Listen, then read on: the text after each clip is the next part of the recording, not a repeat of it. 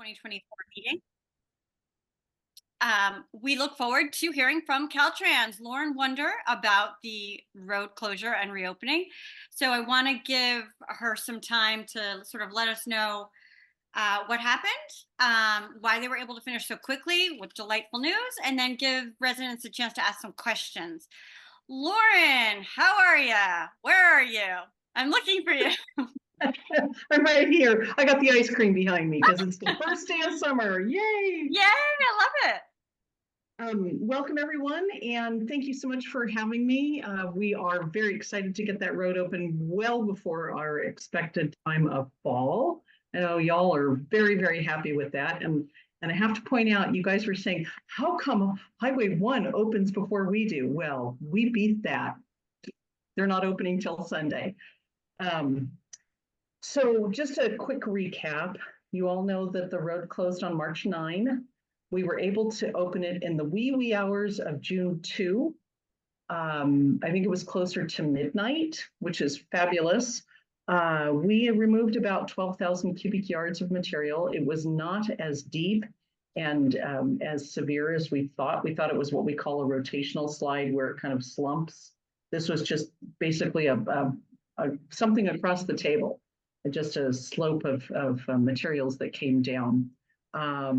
We took it to multiple locations that were closer, so it helped us expedite the project in that sense. The trucks could make round robin tours much more quickly. We went to 3 county locations. We went out to Venturas to some farms, and then we were also able to deposit the materials in Chinatown, where there were some construction projects going on. There is no concern for additional materials coming down, but our geologists are monitoring. Right now, they feel that it's secure. We are talking about possibly planting some native seeds there. We need to work with state parks, and obviously the community wants some input there. We haven't started those discussions yet, so we will let you know when we do. We have determined that because there isn't additional material coming down, the mesh is not needed. Yay! I know you guys are all happy about that, especially Roger. You know it. Yes, I do, Roger. Everything looks good. We did have a 1-lane closure today just so we can install some K-rail. I can't remember exactly what they were doing there, but we may get that from time to time. It won't be a full highway closure like we had, and it should be pretty brief when it does happen. Lauren, if I may just say for a second, they were supposed to, according to what we had heard, they were supposed to put K-rail in today. There's no additional K-rail was put in yet. Oh, that's what I was referring to. Yeah, no. We put out a news release. We thought that was happening today. No, it didn't happen. I drove by it later on in the afternoon, and everything looked the same as it's been. Well, it's that invisible K-rail. You didn't see that, Roger? I'm kidding. So thank you for giving me that feedback. Invisible K-rail. Yeah, I was not aware. I hadn't heard that, so I'll check on that for you, and I'll get back to the town council, and we can give you an update. So that's the skinny. Any comments? Any questions? I do have a question. Well, Roger, hold on. Roger, hold on. I'm going to quickly ask first, and then you can jump in. So, Lauren, with all of that money and the funding, so what happens now? I mean, does the money go into a piggy bank? Is it going to be spent on, improvements anyway, or what happens? Yeah, that's a good question, Carrie. This is a pot of money that is available for us to draw down from. So if there is any money left, I'm sure it goes back into an emergency fund for the next emergency. It's not something that gets allocated and we just can continue to use that. Once the emergency is through and we stop sending our reports and our receipts to the federal government, the money stops. So no, it's not a gift to Topanga, sorry. You can't bank so you can bank the money for future years, or? No. We wouldn't. It would go back into the emergency fund from the source. In this case, it would be the feds. Okay. All right. Fair enough. Good. All right, Roger, go ahead.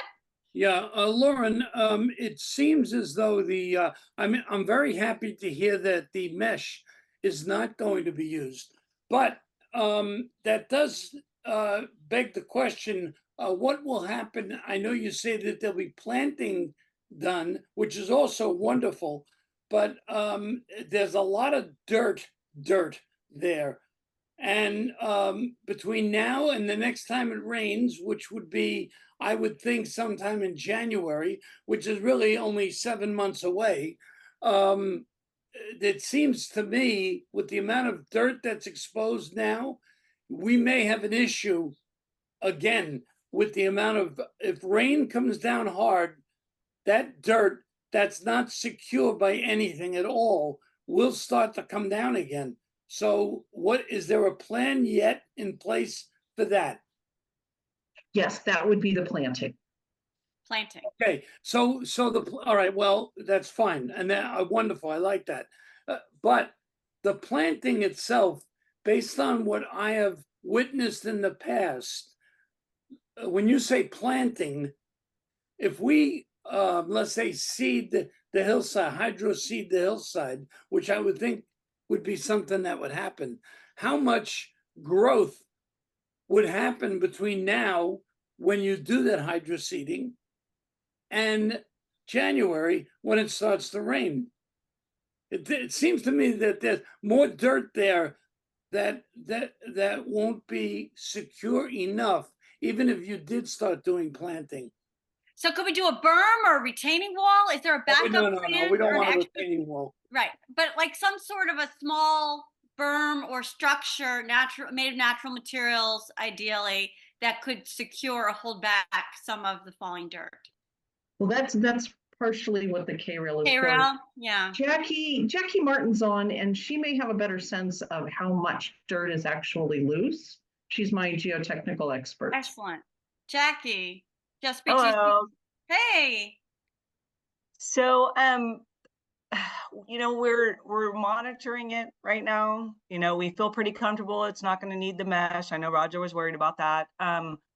I can't really predict what's going to come down. I know there's a plan for construction. They're going to work with the Department of Parks, and they will be coming up with some type of hydro seeding or vegetating the hillside. As Roger's asking, I don't know. That's not my field of expertise, so I don't know how much growth can occur. I know they usually tend to do it. I don't know the date. They tend to do it later in the year because, one, it'll die if we do it now. Two, we can still monitor, make sure things are pretty stable, and that's kind of all I know right now. I think we have to be very careful here. Kerry, I'm sorry that I'm taking the time here, but it's important. And the reason it's so important is because if we're not going to use mesh, which is great, and we don't start hydro seeding for another few months, which will take us into like October, maybe September, October, and then it starts to rain in January. Just by virtue of that time span, which is not a lot, you will end up having dirt coming down. So, and it may happen. I can't guarantee it won't. But from what I understand, and like I said, it's not my area of expertise, if they put vegetation in now or hydro seed now, it will die. It won't survive. So that's why they usually tend to wait later, like you're talking about, but I don't know the date because I'm not construction. And that's all the information I have right now. All right, Roger, I think the answer is K-rail. We will, Jackie, I'll talk to you more offline. Okay. Okay. What I'm hearing, Lauren and Jackie, correct me if I'm wrong, it seems like the answer for now is K-rail for this. Correct. It's correct. Okay. That's why the K-rail is there, to catch any sloughing. But Roger brings up a good point. When is that sweet spot to seed and make it stick to protect that hillside from any further dirt coming down? Yeah, I think having follow-up discussions and back and forth, just kind of following up, keeping us posted so that we can see if we can help get this going. That would be good. I see Elisa waving her hand. Who's waving her hand? Elisa. Elisa, hi. Lauren, can I just ask a question? In my experience, and I have some planting natives around the county, it often works better to plant slightly more mature plants with, in the winter months with some stabilizing kind of small berms around those plants because they're going to be much more robust to, help hold that hillside. Obviously, that costs more than hydro, seeding. Is that possible? Or is that just I'm sure they're looking at complex? those things. Yeah, Okay. we have some landscape experts and obviously working with state parks because this abuts their land too. And we are looking at those natives as you pointed out. So I'll get back to you on the technique for planting, whether it's actually going to be hydro seeding, whether it's going to be mature plants, when, how. Great, thanks. That's an excellent point, Elisa. Thank you for bringing that up. And I'm sure state parks and Elisa herself, I mean, they have access to a large number of like free plants that are already semi-grown. So that could be helpful too, but I don't know, just a thought. Okay, I want to open up to the community, any residents, if they have any questions they want to ask. All righty. Don't all raise your hands at once. Okay, it looks like you. I see Ryan waving his hand. Hey, I just Hi, want Ryan. to I just want to give out a big shout out to Caltrans for everything you guys did to make this thing work. Really appreciated. And it was a tough job and a lot of work. And I just want to give you guys some props for showing up and really, really working with the community. And thank you very much for everything you've done. Really appreciate it. Thank you, Ryan. Yeah, seriously, ditto here. And Lauren, especially to you, you have been really such a great communicator and you really understand the community. You have so many years invested here and like really nitty gritty, hands-on detail stuff. And it really has come through in the way you've communicated and kept us apprised of everything that's going on. And you've built this trust with us. So I just want to say thank you. I feel lucky that we have you in our camp. So appreciate Thank you. I'm honored and humbled. All right. All right. Well, then I guess we are going to, if nobody objects, we will go ahead and move on to the insurance segment of the meeting because that's a hot topic for sure now that the roads reopened. So Thank you all. Thank you. Caltrans, thank you. And it's been great. We look forward to more discussions in the future about all manner of things. Happy summer. Stay cool. You too. All right, so we're gonna go ahead and open it up to our fire insurance segment. I'll just give a little intro, but we're gonna take a moment so that we can break this segment up on our website. So let me just pause and then introduce it. Hey, Carrie, first off, can you see it? Is it up on the screen? Yes, I see. Keeping your home protected when insurance options Okay, are great. limited and expensive. Oh. Excellent. Okay, hopefully everybody else can see it. If you can't, let us know in the chat, but I'm seeing it. Okay, so pause. Hello, and welcome to the wildfire insurance segment of the evening. We are delighted to have as our featured speaker, United Policyholders, a consumer advocacy group on the insurance topic, named Joel Laucher. And he will be joining us shortly to go ahead and go over some recent developments in the wildfire insurance space. But I'll just start it off by saying the Topanga community is one that is in a very high fire hazard severity risk zone. The entire community is classified as such.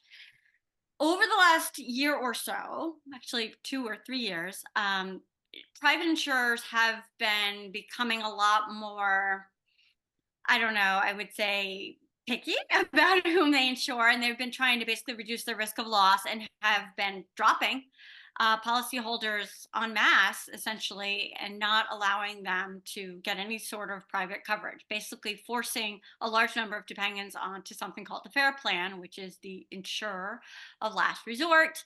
It's basically a compendium or a consortium of all the different private insurers that pay into this pool and then provides this coverage. The problem with the FAIR Plan is that it's expensive, very expensive, and provides limited coverage. So basically, in addition to buying the FAIR Plan, you have to then do a wraparound policy. Long story short, we're in one of the worst positions possible in the state in terms of the number of people forced onto the FAIR Plan. I mean, we may be literally the worst. We're like top 5. So we are really at the forefront of those getting hit the hardest by these sort of new muscle flexing by the private insurers and then the regulatory changes that are coming down the pike. So everybody's scrambling, trying to, like the regulators, the legislators, the governor, everyone's trying to come up with strategies to keep private insurers, writing policies in the state for everybody, like people in low risk areas and high risk areas, and keeping it affordable. I think we may be making progress on keeping insurance accessible, but not affordable. We'll see, though. We're going to have our policy expert discuss with us some of the things that Ricardo Lara is proposing.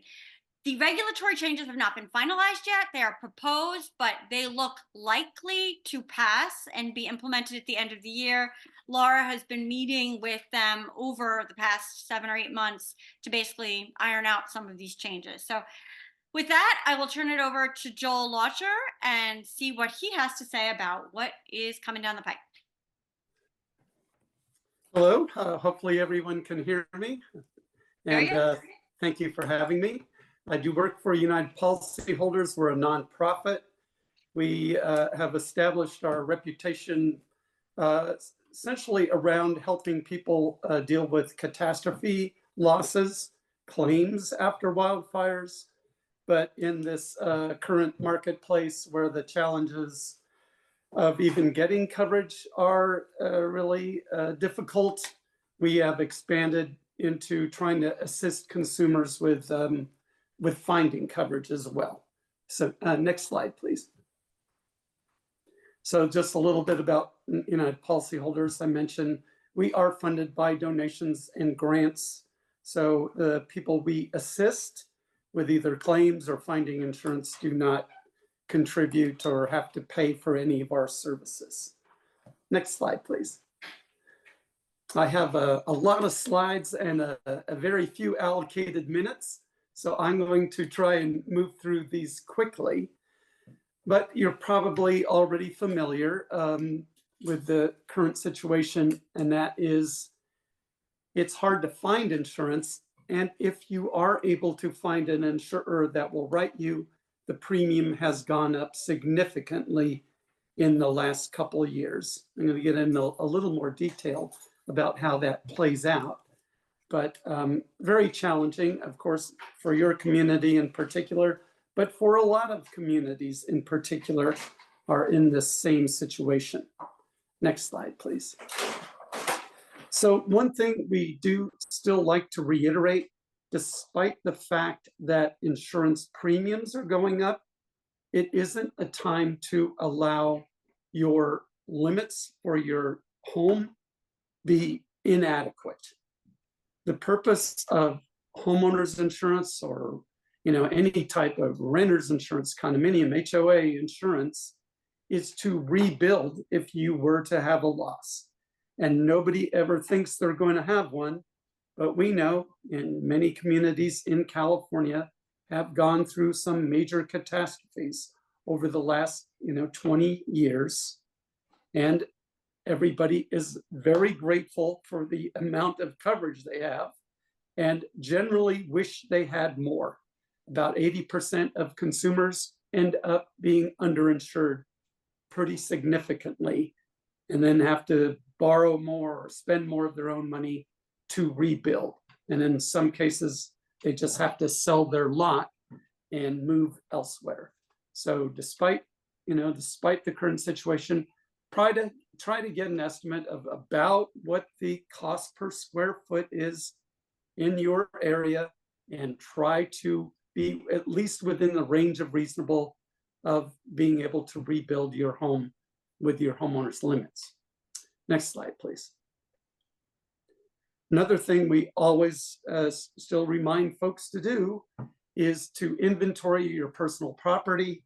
You may not know this, but if you have a significant loss and you want to claim, to get compensation for your personal property losses, you're going to have to list every single thing that you own that you are claiming was destroyed. You're going to have to say when you bought it, how much you paid for it, and what condition it is in now, at the date of loss. That is quite an undertaking. And while it really is challenging to go through and kind of record that much detail about everything in your home. We do say it can be very helpful if you would simply take your phone and walk through your home and take a video of everything you own. That means opening cabinet doors in your kitchen, the closets in your bedrooms and your drawers of your dressers, everything. And those videos actually have played a role in many claim situations to convince insurers that, yeah, it looks like, your loss equaled your contents limit. And in many cases, they waive the requirement to go through that whole cumbersome process. So again, there's a lot of important little things that you will forget that you had once you're in this kind of situation. Hopefully you'll never need it. Hopefully you'll never need to know these things, but taking a few minutes to walk through and do your inventory is worth the bother, in my opinion. Next slide, please. So if you have been non-renewed, and a lot of people in California are in this situation in the last 2 years, probably more than ever in our history. So your insurer has to give you a 75-day notice and tell you the reason that you are being non-renewed. Arguably, and unfortunately I'm using that word, if you are able to remedy that reason, for example, if they say, we're non-renewing you because you have a wood shake roof, and in those 75 days, you are able to get a composition Class A roof installed, they should be renewing you. But that is a legal fight. Some insurers have conceded that, many haven't. So, do what you can to remedy the situation they are citing if you can. And in many cases, you can't because it's something about the location of the home. But try and remedy it if you can, but also immediately begin shopping for insurance. As you probably know, if you're even bothering to listen to me, it's not usually because you love insurance, but because it's become a challenge. And that means you're going to have to hunt for a lot harder than you might have otherwise, when you typically would have just called another agent in your local community to find coverage.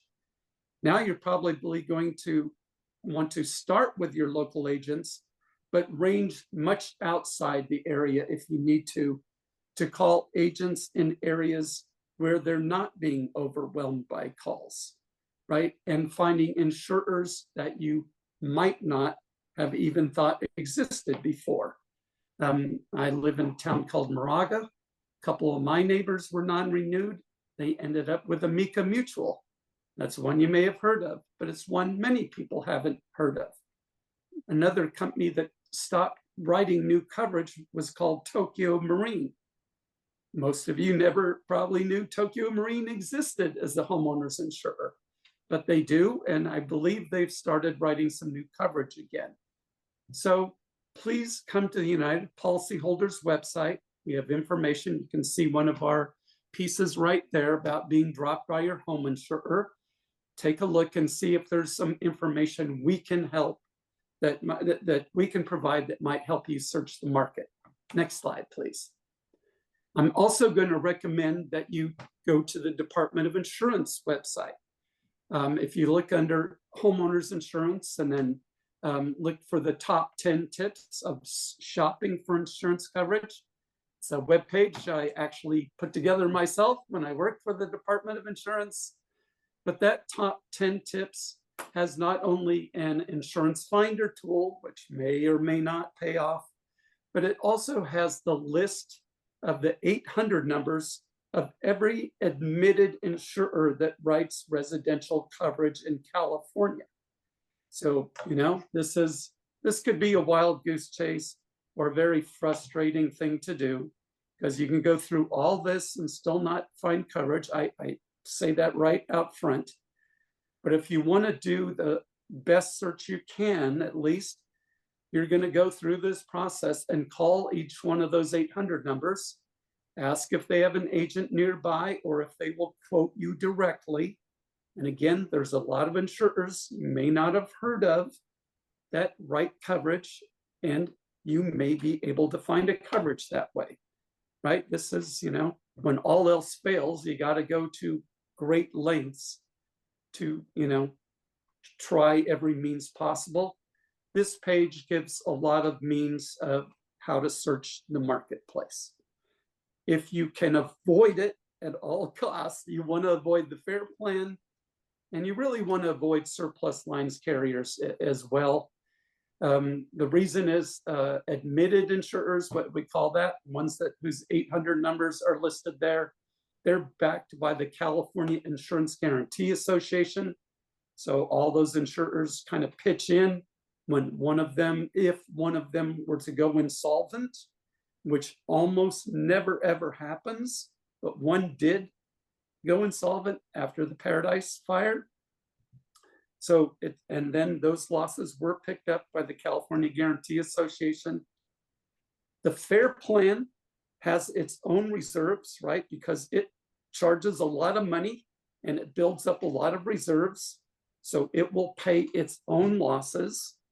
But if it didn't, it would assess every admitted insurer based on their market share in order to pay the FAIR plan's losses. So the insurers aren't funding the FAIR plan day to day. The FAIR plan funds itself, pays its own claims, but if it did run out of money, then it would do an assessment on the industry as well.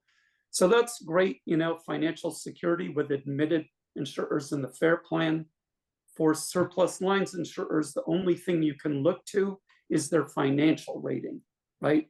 So you want to find a carrier that's A rated or at least B plus rated, because that is a very secure financial rating, usually referred to as a best rating. So try this webpage. Next slide, please. And again, about the FAIR plan, and as already mentioned, it's very basic property insurance. It's basically a fire policy.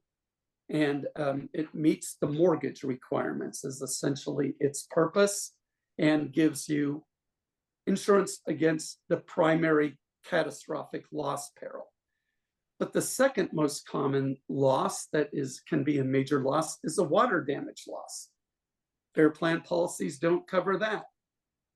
A kind of loss that is very rare but can be very expensive is a liability loss. Somebody trips and falls on your property, for example.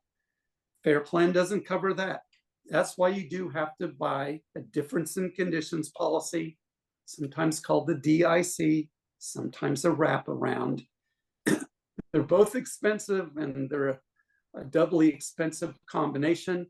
But if you want to have full coverage and you can't find coverage anywhere else, the FAIR plan is where you might end up.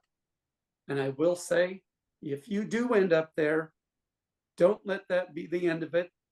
Every few months, whenever you can kind of muster the gumption, to use some old terms, to go through the whole shopping process again, do it again, because you never know when a carrier might free up a few more spaces that they're willing to write.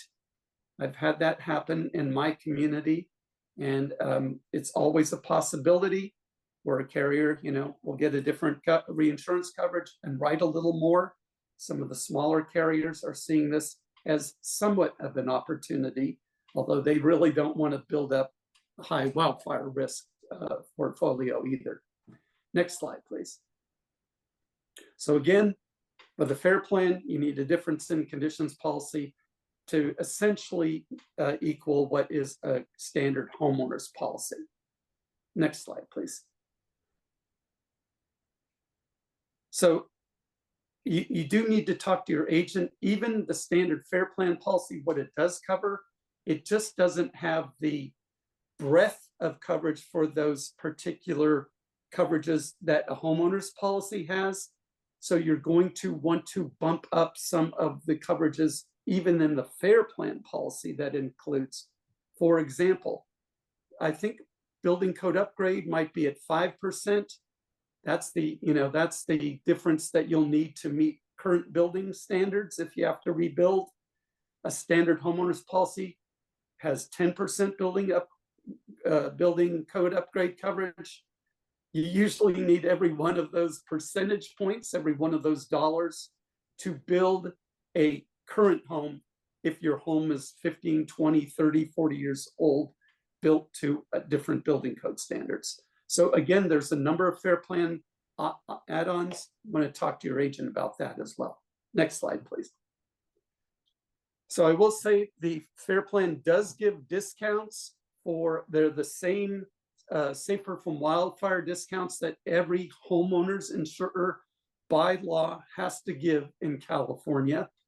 The only thing is for the fair plan, you have to do all the landscape ones to get the landscape discount and all the building ones to get the building discount. Building ones such as mesh over your vents that's tamper resistant and covering your gutter guards, Class A roof, for example.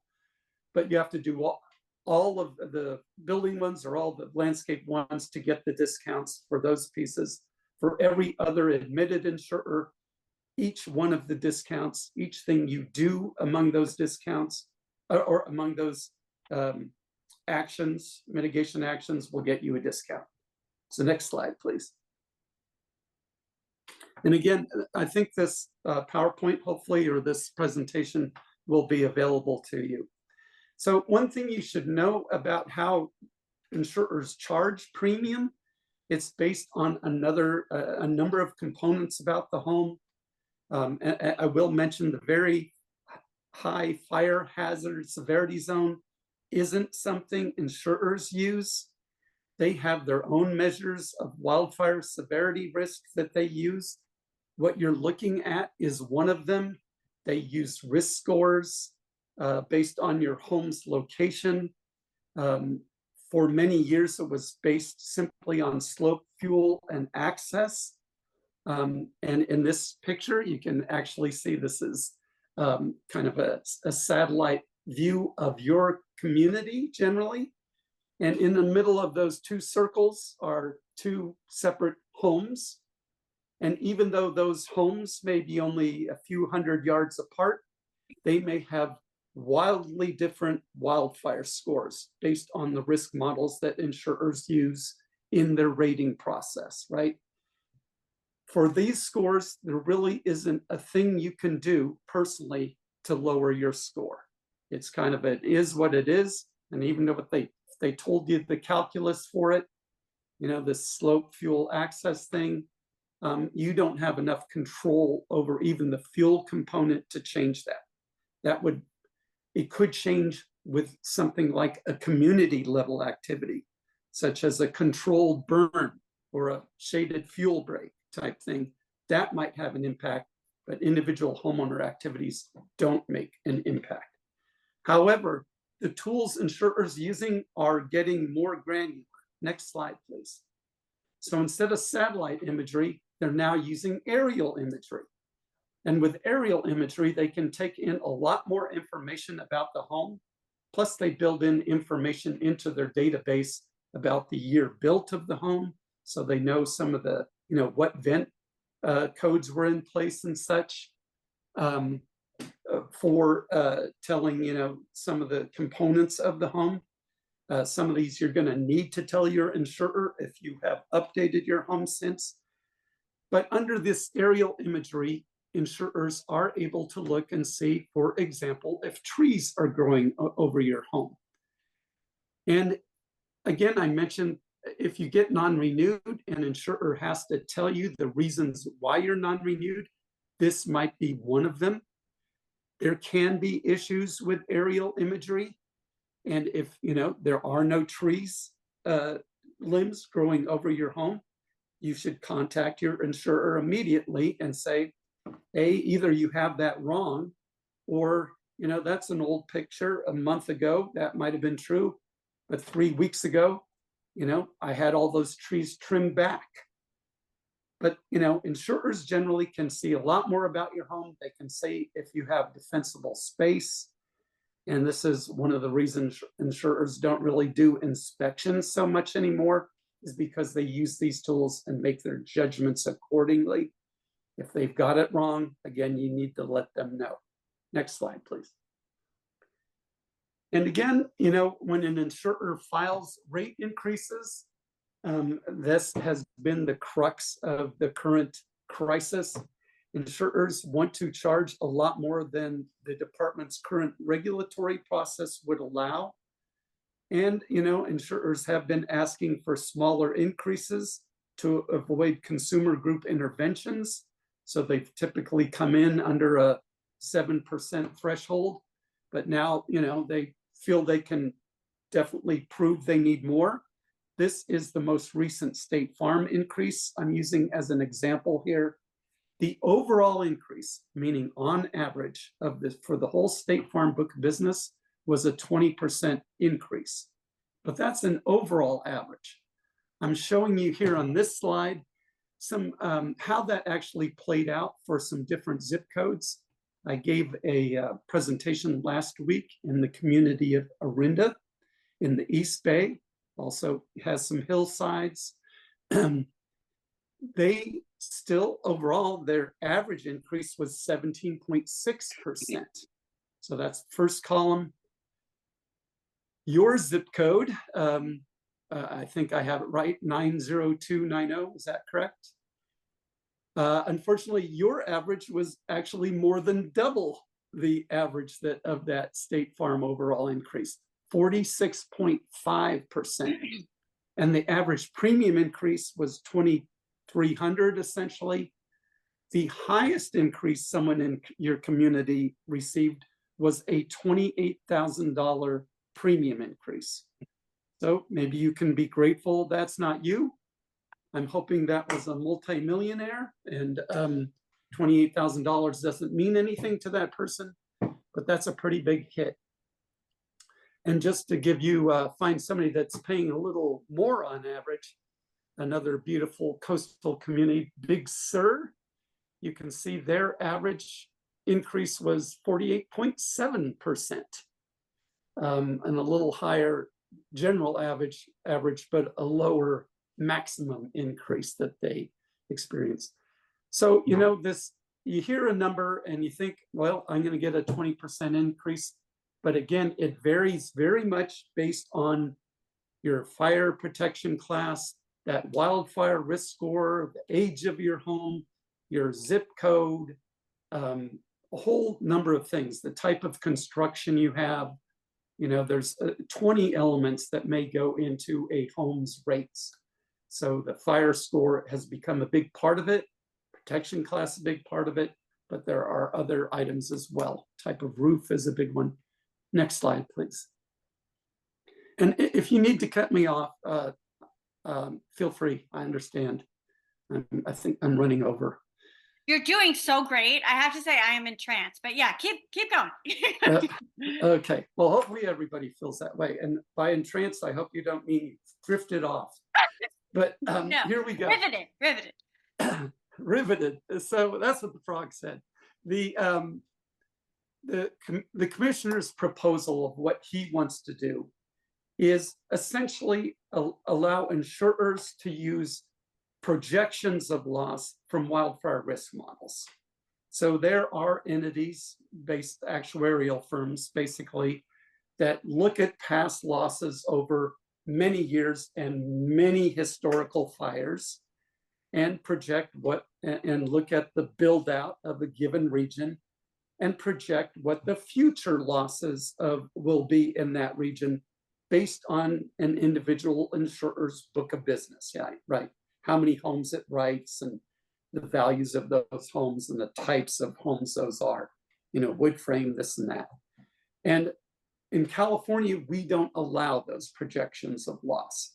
We simply take averages of historic losses and, you know, use those averages to load up the insurer's rates. Joel, sorry to interrupt. I just kind of wanted to highlight, if you don't mind, and if you do mind, I'll shut up. But I wanted, because we are running a little low on time, I wanted to just quickly put this into like context for people. So this point that you're making very well is is one of the controversial changes that Laura is proposing, because he's switching from what was a historically based rate setting model to a prospective one. And based on what I've seen, not only is that a sea change, but I understand that's what a lot of the rest of the country does. One of the problems with what he's supposedly going to allow is not only is he allowing this prospective where they can kind of put whatever they want into the model, I mean, within reason, you'd like to think.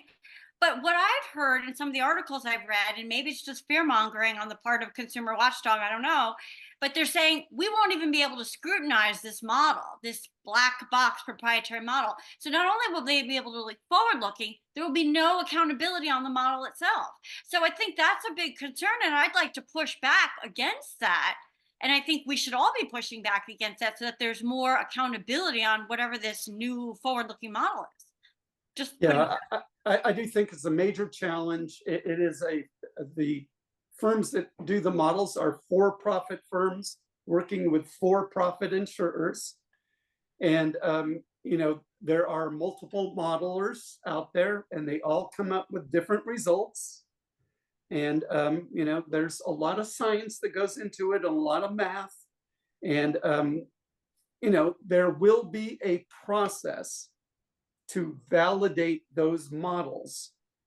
But, this is, there's no certainty. When I was with the department, I saw two models, one would be double the projection of the other. And this was for the FAIR plan, which already does use models. So I'm not personally a fan of this approach. I do think the current approach could be used, but trended forward rather than just using historic losses, put a trend factor in and wildfire risk scores and use more statewide data rather than just individual insurer data. But yes, this is very controversial, and it will be hard to really vet those models with anybody other than another modeler who knows how to, read them.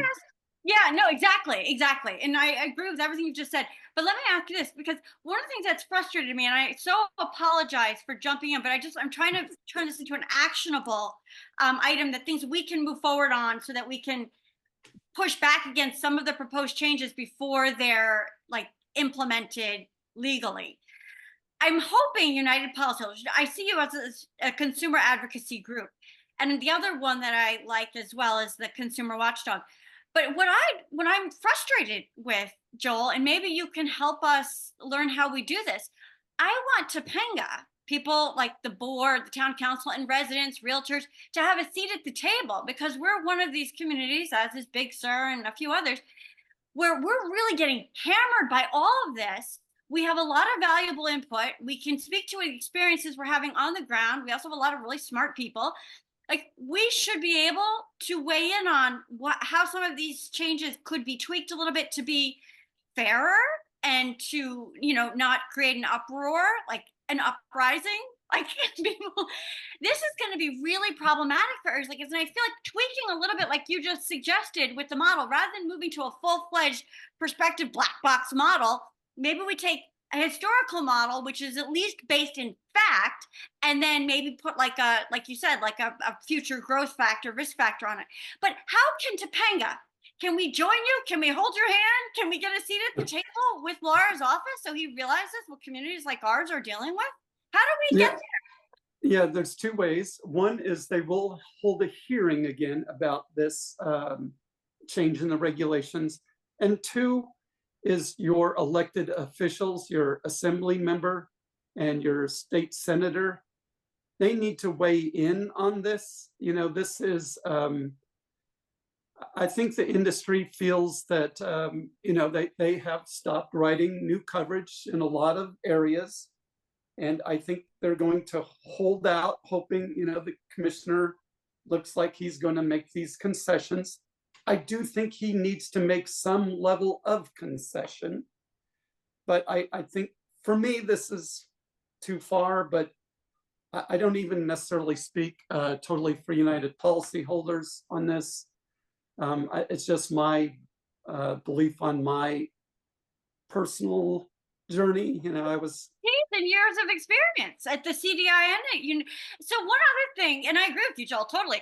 One other thing I wanted to bring up while I have you here, and you're so knowledgeable, I'm in love. Okay, but the other kind of controversial change that's being allowed is the allowing the insurers to not only incorporate the forward-looking risk model, but also to incorporate the cost of reinsurance. Correct. And like you were alluding to earlier, the reinsurance market is one of these sort of like global, unregulated, like it's one of these other catch-alls. If they're allowed to incorporate the cost of that into their models, it's going to be one of these other things that allows them to just spike the rate. So why not? Tell me this, Joel.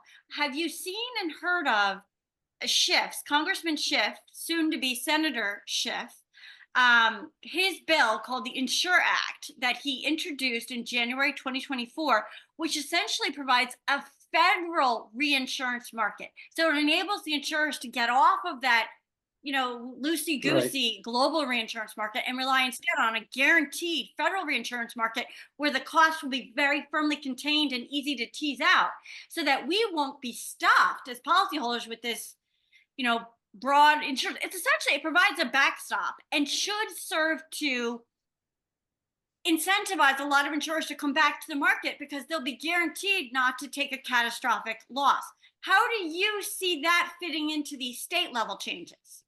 Yeah, personally, I think that would be nearly an essential move. I have this alternative that I have mentioned to the department, which is simply allowing, there is a cap on insurer expenses and a profit loading. I had suggested, well, let's just give a certain percentage more than we give today. So it's better than insurers have today, but it won't fluctuate or be whatever the reinsurance market demands, knowing that it's a pass-through, right? I mean, right now, I'm sure insurers themselves fight back on reinsurers because they have to eat these costs. But if they can pass it through, they will, I assume insurers will play less hardball with reinsurers. So I'd rather just give them a fixed percentage, or I very much like the idea of the government providing some level of reinsurance. And of course, this isn't a California only scenario. Many other states are in worse catastrophe situations than we are, Florida, Texas. So, there is a need for it. So it's a discussion maybe we can have. Right. But those are the later. two big ones that Laura's allowing Yes. that I think we could do better. I don't like what he's allowing. I want to speak up at the public hearing, but great. All right. So Okay. let me go ahead because we are running out of time. I could go all Okay. day with you on this. It's great. All right, let's If you just surge wanted forward. maybe 3 more minutes to wrap it up, and then I want to have some questions. Okay, let's, so again, the agreement from the commissioner, what he's looking for, he's going to allow all these additional costs, but insurers that then would have to commit to writing 85% of their market share in higher risk areas, like your own, for example. So for again, the example, State Farm writes 20% of California. It would have to write 85% of that, or 17% of the homes, let's say in your community. Now, whether that will happen ultimately, or how long it will take them to get there, or whether they will instead diminish their market share because their profits will go up writing less business, given these new models and reinsurance costs being taken care of, we'll see. So next slide, please. Okay, one thing I have to say to everybody to lower your premium is raise your deductible. I myself, had homeowners insurance, same carrier 20 years or whatever. When I purchased that insurance, I had a $500 deductible. Wow, that's a lot of money. 20 years later, because I don't look at my insurance enough, I still have that $500 deductible. I'd never make a $500 claim, right? Or $600 claim. You want to have a $10,000 deductible if you can, or $20,000, whatever you can afford to absorb yourself, because you don't want to be making small claims. That creates a claims history and may clue an insurer into something that doesn't like about your home. So raise your deductible as significantly as you reasonably can afford. Next slide, please.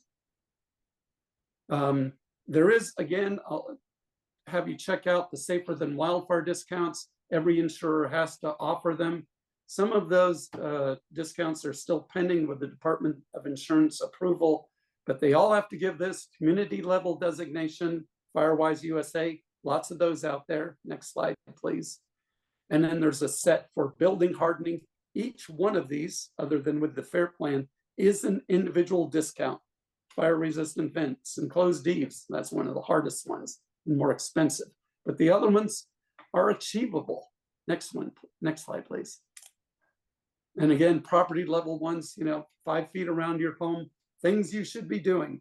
I know, every home in my neighborhood has hedges right in front of the bedroom windows in front of the house. They've got to be moved back 5 feet of clearance. So look at the safer from wildfire discounts and please implement them. Helps you get insurance and it helps protect your home. Next slide, please. And please take our survey or check us out at uphelp.org. Say how great it is that we're out helping your community. Even if we sent not the greatest speaker to your particular community, you're glad that we do this kind of work in general. And thank you for having me. And do I have a next slide?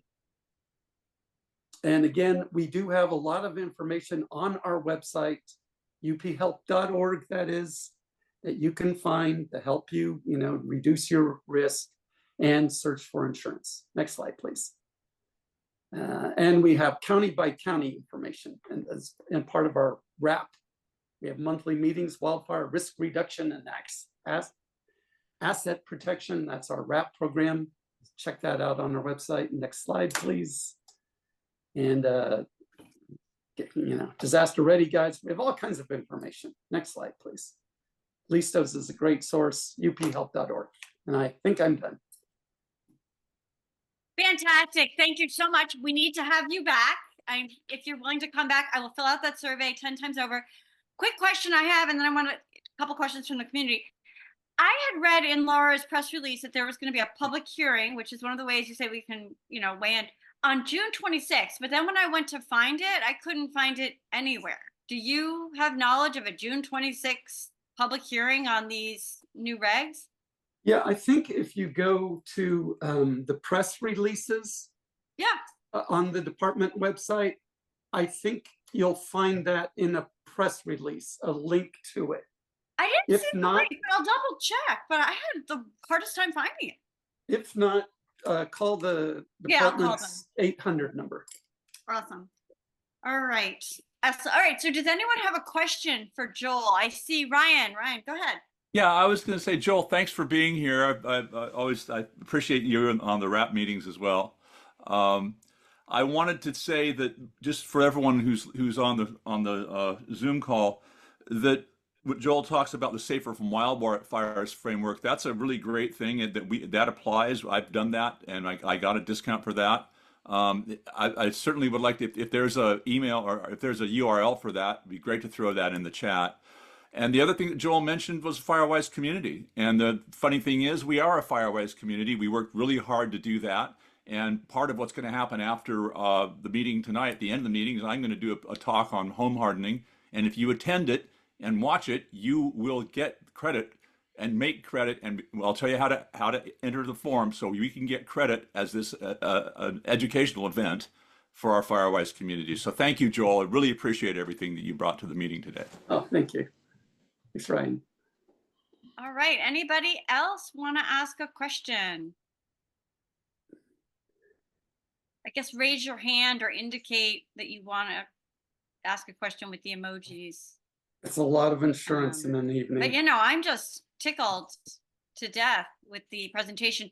And I want people to know this is a big thing. Like what Laura has proposed, my opinion, he's gone way too far. Sorry. Go ahead. Hi, Carrie. Neil Shaw here. Please send out an email with the link to the deck that Joel prepared for us, please? Yes, we will. Stacy's going to do that tonight or tomorrow. Excellent. All right, cool. So we're a gazillion minutes behind, so I guess we will move on. But if people have questions, you can also, Joel, I guess, or do you want to put your email in the chat for people to send questions, or a general email? They can get it on your website as well. Yeah, I think if you go to uphelp.org, Yeah. they usually like it. There's an Ask an Expert Yeah. page there, and or if you write on there that you want to ask a question of me, they'll send it to me. They'll direct it. Gotcha. Fair enough. Good clearinghouse way to do it. That's how I originally got in touch with you. All right. Terrific. Joel, thank you. You're the man. Really. Seriously, I will refer others to you. Thank you. Thanks for having me. My best to your community. I'm glad your roads are repaired.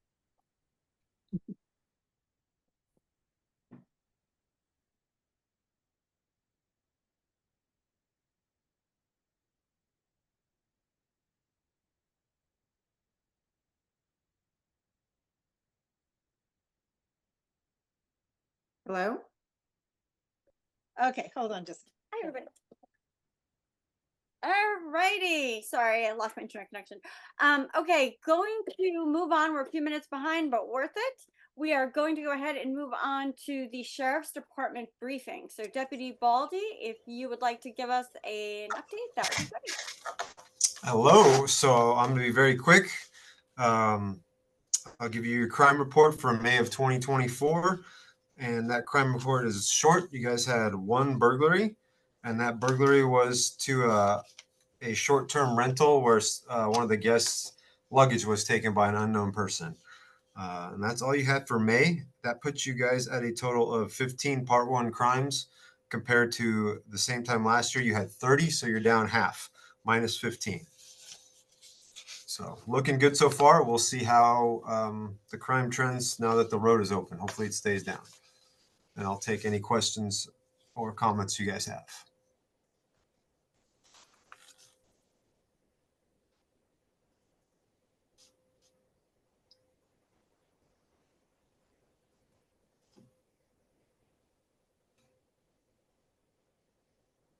All right, freeze again.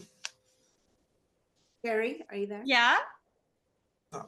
We have no questions for. No questions. Oh my God, Deputy Baldy, you just brought down the house. There we go. David McGibbon has a question, but he's muted.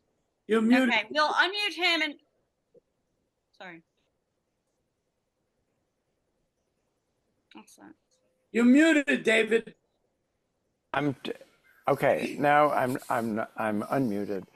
I would like to know what a person should do if they see someone smoking as they drive through the canyon. It is a constant source of amazement to all of us who live here, but people do that. They flip their cigarettes out the window. And what is our recourse? So you can do one of a couple things. I would say you can call us, but by the time we get there, I'm sure that person will be long gone. So that isn't really a recourse, right? Yeah, I believe Casey Ramstead over at CHP, if you record the license plates, they do send letters out to those people saying, hey, your vehicle was seen with someone smoking and flicking a cigarette out the window in a high fire area. So it's not a citation or anything like that, but without us seeing them do it, we can't issue them a citation. Best we can do is say, act better in the area. Okay, thanks. Yep. All right. All right. Any other questions? Nope. Okay. Well, thank you, Deputy Baldy.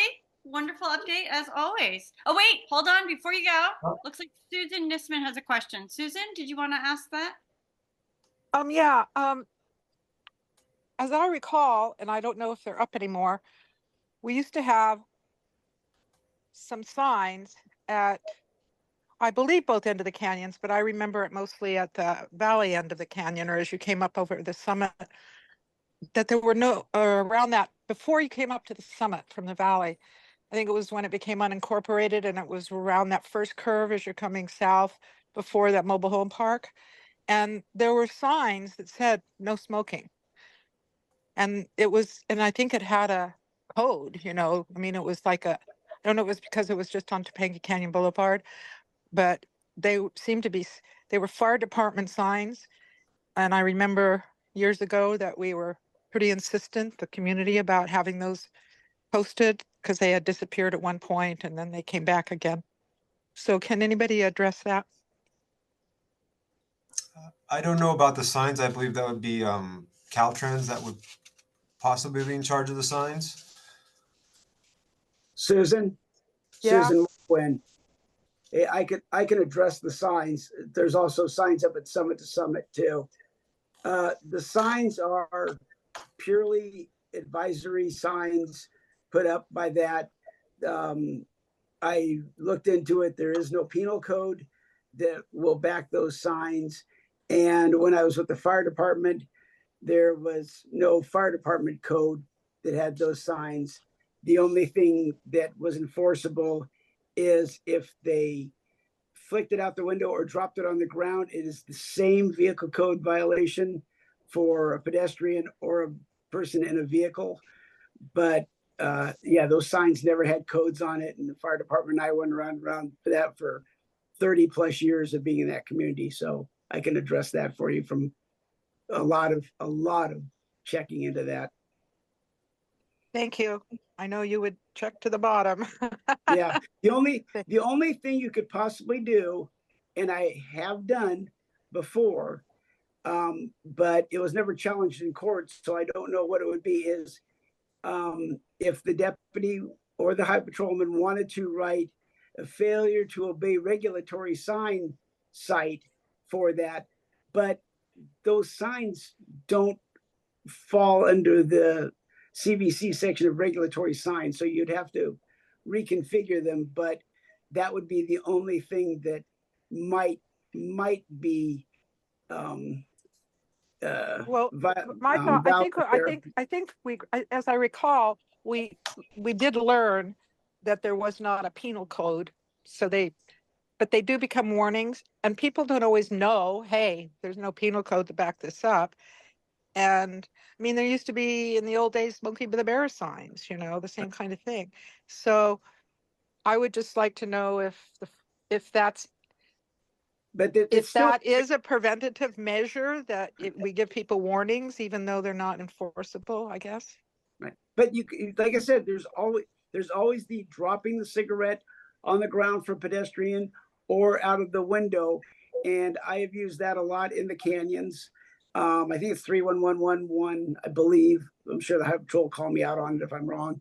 And it's also for pedestrians and Summit to Summit, I mean, not Summit to Summit, Stunt, Shuren, Lookout. I have cited numerous people up there, especially on red flag days, for smoking, because they see you coming, they flick their cigarette and they walk off, and you just ride them for that. Yeah, but you have to be there, you have to see enforceable. it, and that's the only code. And I'm more worried as everyone else is about the. All right, we're gonna I have to mean, all of it. continue. Yeah, no, we're all worried. We're gonna have to continue this offline because we don't have enough time to do. But thank you for bringing it up. Let's do Thank more you. education and more research into what can be done beyond what's being done. So let's follow up on that and see what we can do to move the ball forward. We do need to move on to CHP because we're about 30 minutes behind. Officer Sturgis is filling in for Casey Ramstead. Cody, are you up and ready to go? Yes, I'm up and ready to go. Excellent. Hi, I'm Officer Sturgis with the CHP. I'm filling in for Casey. Been on the department for 3 years, stationed out of the West Valley office. So I'm just going to be filling in for him for these 2 weeks and then for the whole month of July. So if you have any questions during that time, feel free to send them to me. I'll list my email in the chat. So I just wanted to go over the crashes from May. So this year there were 0 crashes, and that's probably going to be due to the closure. But we had no crashes this year in May. But May of last year, we had 9 total crashes. So one of those was a hit and run with property damage only.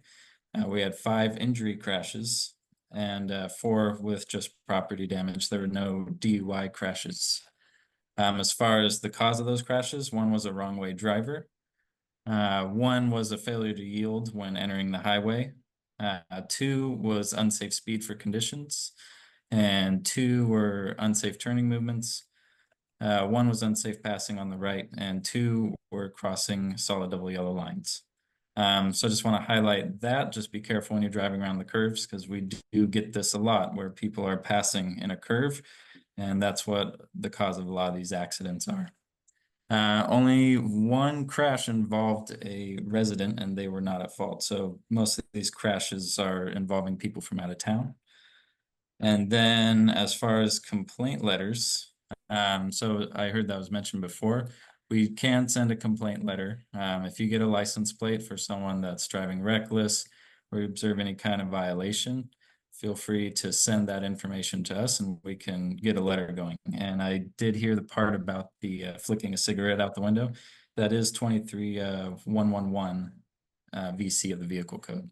So if you send that to us, we can send them a letter about that. But as far as the violation itself, it's just an infraction, so it's not enforceable on our part if we didn't see it.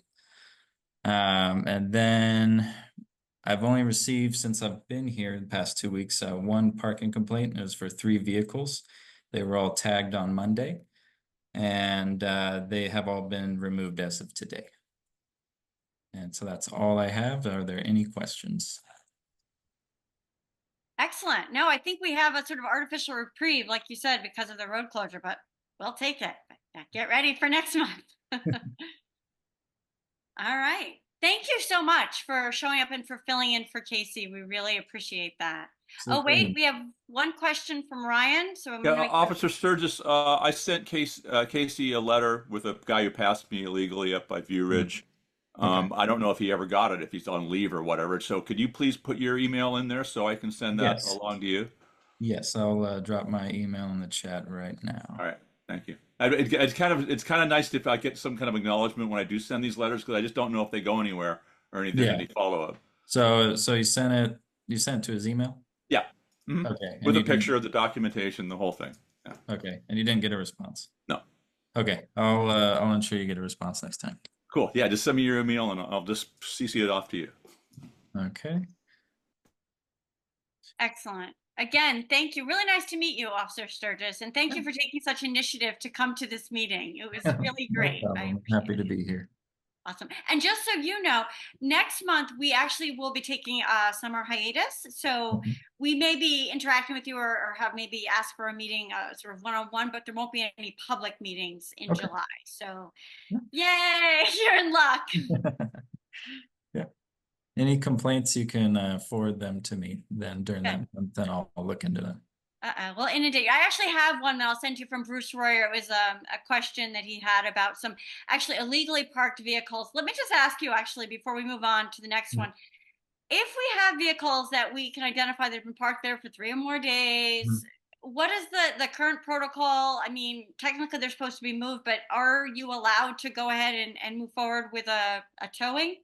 Yeah, so the complaint that I mentioned earlier about parking, that was Bruce's complaint. So all cars have been removed. 1, I contacted a resident and he moved it on his own.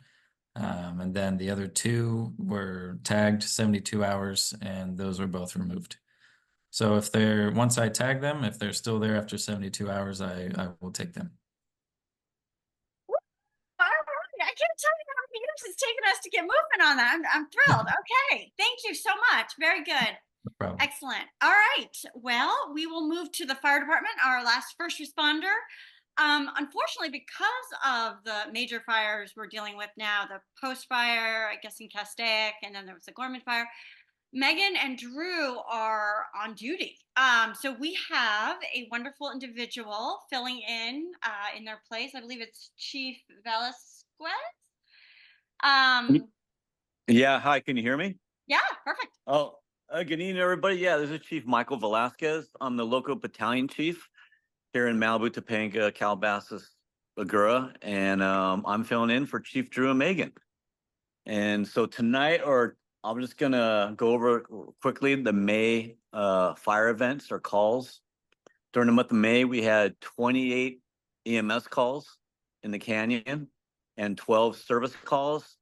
And I'm thinking those service calls are probably half a dozen or 8 of them are probably the rattlesnake calls. It's that time of year and they're coming out. So I'm guessing those calls were, and there's been no loss of property, cost value in the month of May in the canyon. With that, you guys have any questions for the fire department I can ask or answer? Wow, I gotta tell you, that was a really concise summary. We like this. This is good. But you probably will have some questions. So let me see. People, if you could put your hands up so we can select. Oh, there's Stacy. Stacy gets first question. Hi All there. right, Stacy. So hi there. This isn't so Hi. much a question, but to let the community know that the fire department is part of the Topanga Emergency Management Task Force, and so are the other emergency groups, a lot of our nonprofits, town council, and we are having our next meeting on Wednesday, July 17th at 10 a.m. I'm thinking it'll probably be a Zoom meeting. So we'll put that information on the One Topanga calendar.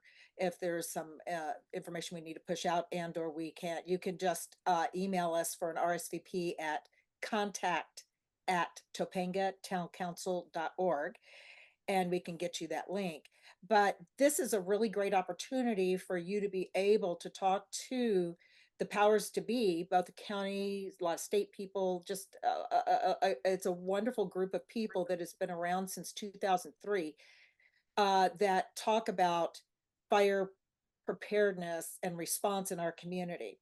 So that's a good time for you to go and ask questions and then to hear what we're up to. One thing is that there's a Topanga evacuation guide that we're producing as a committee, and we're hoping to have that out to the community end of the summer. But that doesn't mean that we can't push out the information, the content in it prior to that. And part of that will be shelter in place information, because I know a lot of you have been asking about that, along with information about evacuations in general. So this evacuation guide is going to be basically, oh my God, it's hit the fan, got to get out. So this is my go-to book that you can carry with you that has checklists and information about how to get out of the canyon, resources, real-time updates where you could go to get the current information, the latest, greatest on evacuation. So this is sort of your guide to get out of the canyon. And then once you're out, we'll have some information there as well. And talking about shelter in place, basically we had various levels where, you want to evacuate is like the most safe, down to the ditch, which was the worst. We had a lot of things in between because of the Woolsey fire. A lot of those protocols have changed or are being proposed to be changed. So now there's basically evacuation and shelter in place. And you really don't want to have to choose shelter in place. It's like the worst kind of thing you could possibly imagine. But if you are stuck and you have to remain in the canyon, then there are some things that you can do. And that's where this guide's going to be very helpful. We're hoping to do some kind of a community reach out this summer prior to the guide going out, or right as the guide goes out, prior to what's typically the fire season. So just look for that. And you can go to onetopanga.com. And then if you sign up for the One Topanga newsletters, we'll be pushing that out as well. And if you don't already get them on a monthly basis, it usually goes out the first of the month, the onetopanga.com newsletter. Just email us again at contact@topangatown.council.org and we'll get you on the mailing list. And that's it. Yeah, if I can add to that, there's a lot into that, and that's great information. I hope everyone can get that information. As a fire department, obviously we advocate for everyone to have an evacuation plan in place. I think that's the most important thing, is just have a plan, right? And then I think you guys do realize now, after the Woolsey fire, we did change the evacuation plans and the way we alert people on evacuation zones through the Genesis program. And I think it's important that everyone goes to that meeting July 17th, or at least gets the literature to understand that plan and Genesis and how we will implement it through the Sheriff's Department. Excellent. Well, I have a quick question, Chief Velasquez. Charlene Hopi wanted to ask about what caused the recent, and Charlene, you're welcome to ask the question yourself if you'd like, but she wanted to know what caused the fire on Tuna. On Tuna Can, yeah, okay, so there was on Saddle Peak Road, there was a moving truck that was traveling on the road and it pulled or got tangled in some data lines. Well, those are all the data lines like phone and internet below the transmission lines, and it caught the lines and broke a pole, a power pole, which sent a surge down to the like the plant down there on the end of Big Rock. And when it surged down the line, it just caused a fire when the pole's on top of Tuna. Fortunately, with the weather as it was, the fire was less than an acre. There was really no fire behavior based on the weather. And then, unfortunately, again, a couple of our rigs, equipment got stuck behind the power lines on Big Rock and didn't make it to the fire. So it was caused by a moving van taking down some power lines. Thank you so much. Thank you, Carrie. I was wondering what caused that and what was happening. So thank you very much. Oh, you're welcome. Yeah. Okay. So maybe one more question, Roger. I know you had your hand up, but we do need to go ahead and move forward. But this is a really important issue in the canyon, obviously. My question just got answered about the fire on Tuna. All right. All right. Well, thank you, Chief Ellsworth. Wait, Susan has a question. Let's do Susan. Then we move on to the county update. Susan, David's got his hand up as well. Susan and David. Then we move. No more questions. Put it in the chat. Susan? Susan. Going once. Okay. All right, I'm here. Okay. In terms of the surge that was caused by that pole going down, I'm wondering, I mean, because there were similar kinds of surges on, gosh, it was 3 or 4 years ago on that June fire that started along, I think it was Mulholland. And how wouldn't that be something that Edison would have to mitigate so that when something like that happens, there isn't the ability for these sparking surges to go down to the station? Edison was on scene, but that question I would have to defer to Edison. I couldn't answer how they mitigate electrical surges in their utility poles and wires. I can't answer that question. Okay. So I'm with Carrie, you, Susan. I'm with you. Carrie? We plan to have the CPUC here in the future to address some of these questions, like what you're saying. But yeah, they should technically have responsibility. well, I'm thinking that this is maybe also something we can talk to offline about with David or Dave Ford or whoever's in charge now. Just going besides the CUP. This is immediately. It seems, I mean, they've been out doing all of these retrofitting of all the lines and stuff for, ages now. So I'm not clear on why this would still be a problem. Thank you. Agreed. No, it's unacceptable. And I want to throw in real quick, some of these surges can happen on the cell sites as well as the Edison problems. So those two issues exist. So I just had to throw that in. Okay. Yeah, no, Charlene, I hope continue to stay involved. I want to make sure that you get brought into some of these discussions. You're extremely well versed in this, and especially the cellular equipment piece, but so much of it. And yeah, but it's my understanding. But it's my understanding that the communication lines don't have that electrical current that can surge like that. No, exactly. Yes, technically the traditional ones don't, but the new cellular equipment does. But this is a large discussion for another. Okay, thank you. Batteries. Yeah. All right.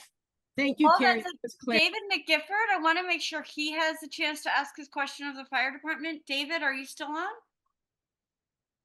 You're muted, David.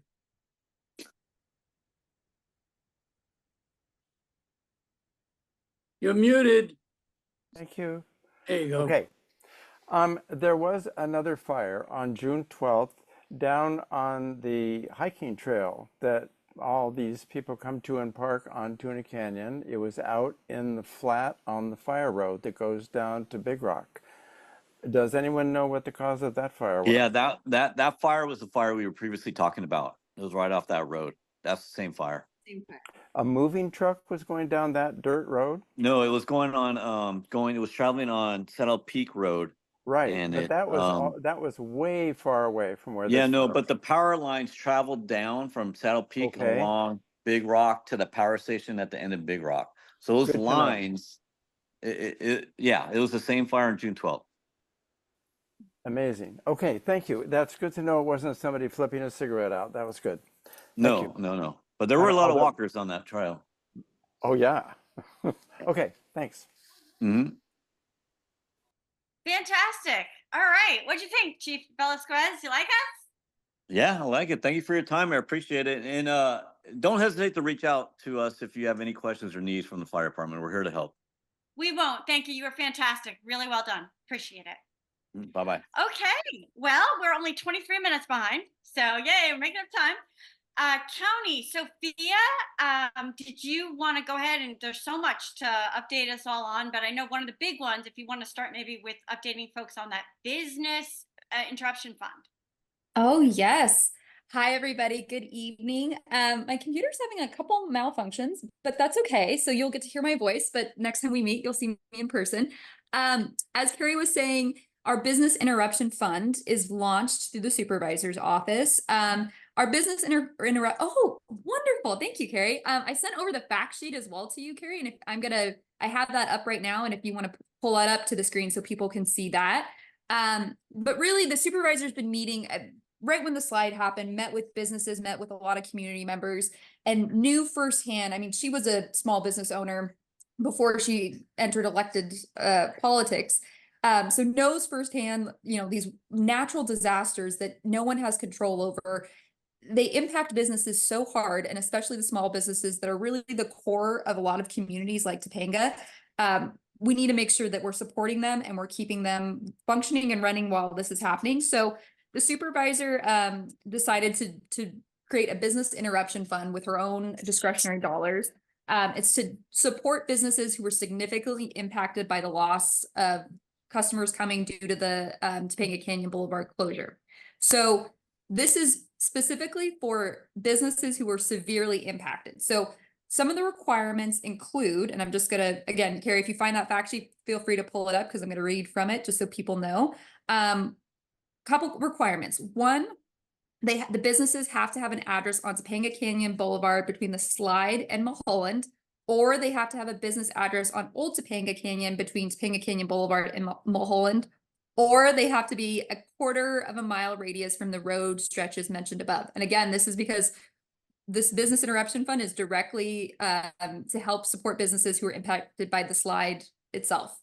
They need to be a storefront. Yeah, sorry, Sophia, I'm unable to pull it up. Like, if I open the email, I'll crash. Oh, that's okay.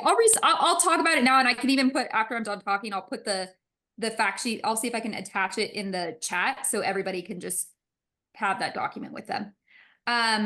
So it also needs to be a storefront business. You're gonna have to demonstrate that you experience an impact, which is a significant impact, which is defined as a minimum of 50% decrease in gross revenue since March 9th, 2024. You have to be registered, you have to be a business registered, and you have to be in good standing with all authorities. So that's all the technical information, but the application will be opening July 1st. We will be having a couple of workshops, one on Monday at 6 p.m. at the Topanga Library, and on Tuesday via Zoom for businesses to get walkthrough information on how to apply, if they have questions, figuring out if they're eligible, X, Y, or Z. It will be on a first come, first serve basis. So right when July 1st opens, applications will be opening. You can get up to $10,000 per business, and we have about a $250,000 slot of money. I say that it's a first come, first serve basis. However, if we still at the end of this, after this, if we have 250,000 that's gone and we still have more businesses who are under this category that are eligible, we will revisit it. We're not going to leave any businesses who are under this category behind. We just want to make sure that we're getting the money out the door as quickly as possible. And so also for timeline for questions regarding that, if you are a diligent application, if you submit your application in a timely manner, submit it on July 1st, you're going to be also hearing back from our contractor to have additional documents that you'll need to sign. You should, I would say, within 3 to 4 weeks, if you are doing everything in a timely manner, receive a check for these funds. So we're really trying to push this out as quickly as possible. There's additional information online about how the funding is going to be can be used, but it's pretty broad. Trying to think. Oh, we have a hotline that's been established that's going to be open from 10 a.m. to 7 p.m. Monday through Friday. So if anybody has questions as well, if they're not able to make the workshop and still have questions, but please do RSVP for the workshop, because we're going to be, especially for the virtual one, that's how you're going to be able to get the link for it. I think I have other things I want to talk about, but for the Business Interruption Fund specifically, oh yes, our lovely Beach Fest as well. If there's anything on the Business Interruption Fund, again, I'll put all the documents in the chat, but if people have specific questions on that, maybe we take that and then I can move on if we have questions on that. Keep going. Okay. Keep going. Okay, wonderful. Well, Carrie, do you want to, yes. since we're talking about businesses, do you want to talk about SBA loans? I would briefly, since it's very pertinent. I do want to quickly say, first of all, what a tremendous show of support from the supervisor, though, launching this small business grant fund. I mean, that's free money, folks, and it's very rare, almost unprecedented. Like, that's really a huge thank you to Lindsay for doing that, like taking her discretionary money and just, allocating it to this purpose. That really shows how much she cares about the community, and I'm just deeply, profoundly moved by that. So thank you to Supervisor Horvath. That was really big on her part. In addition, though, I did want to say, for some folks, if you need more money than the potentially up to $10,000 you can get from the grant, there is the eligibility through the SBA Economic Injury Disaster Loan Program, EIDL. There's been a ton of back and forth about it. Do we qualify? Do we not? We do and will if we get 5 businesses to submit basically what amounts to a 2/3 of a page, like less than 1 page worksheet, showing that they've been substantially injured by the road closure. We just need 5 businesses to fill out this form. It doesn't obligate them to apply for a small business loan. It doesn't put them on any, radars or shit lists. You're totally just saying, you're just verifying in writing that I was substantially impacted by the road closure. If 5 businesses do that, and right now we're at 3, only 3 have been willing to fill out this form. If 2 more do it, then the entire small business community in Topanga can apply for an SBA loan, which goes up to, I believe it's $2 million if you need it. But I mean, you have to substantiate that you would, be able to pay it back.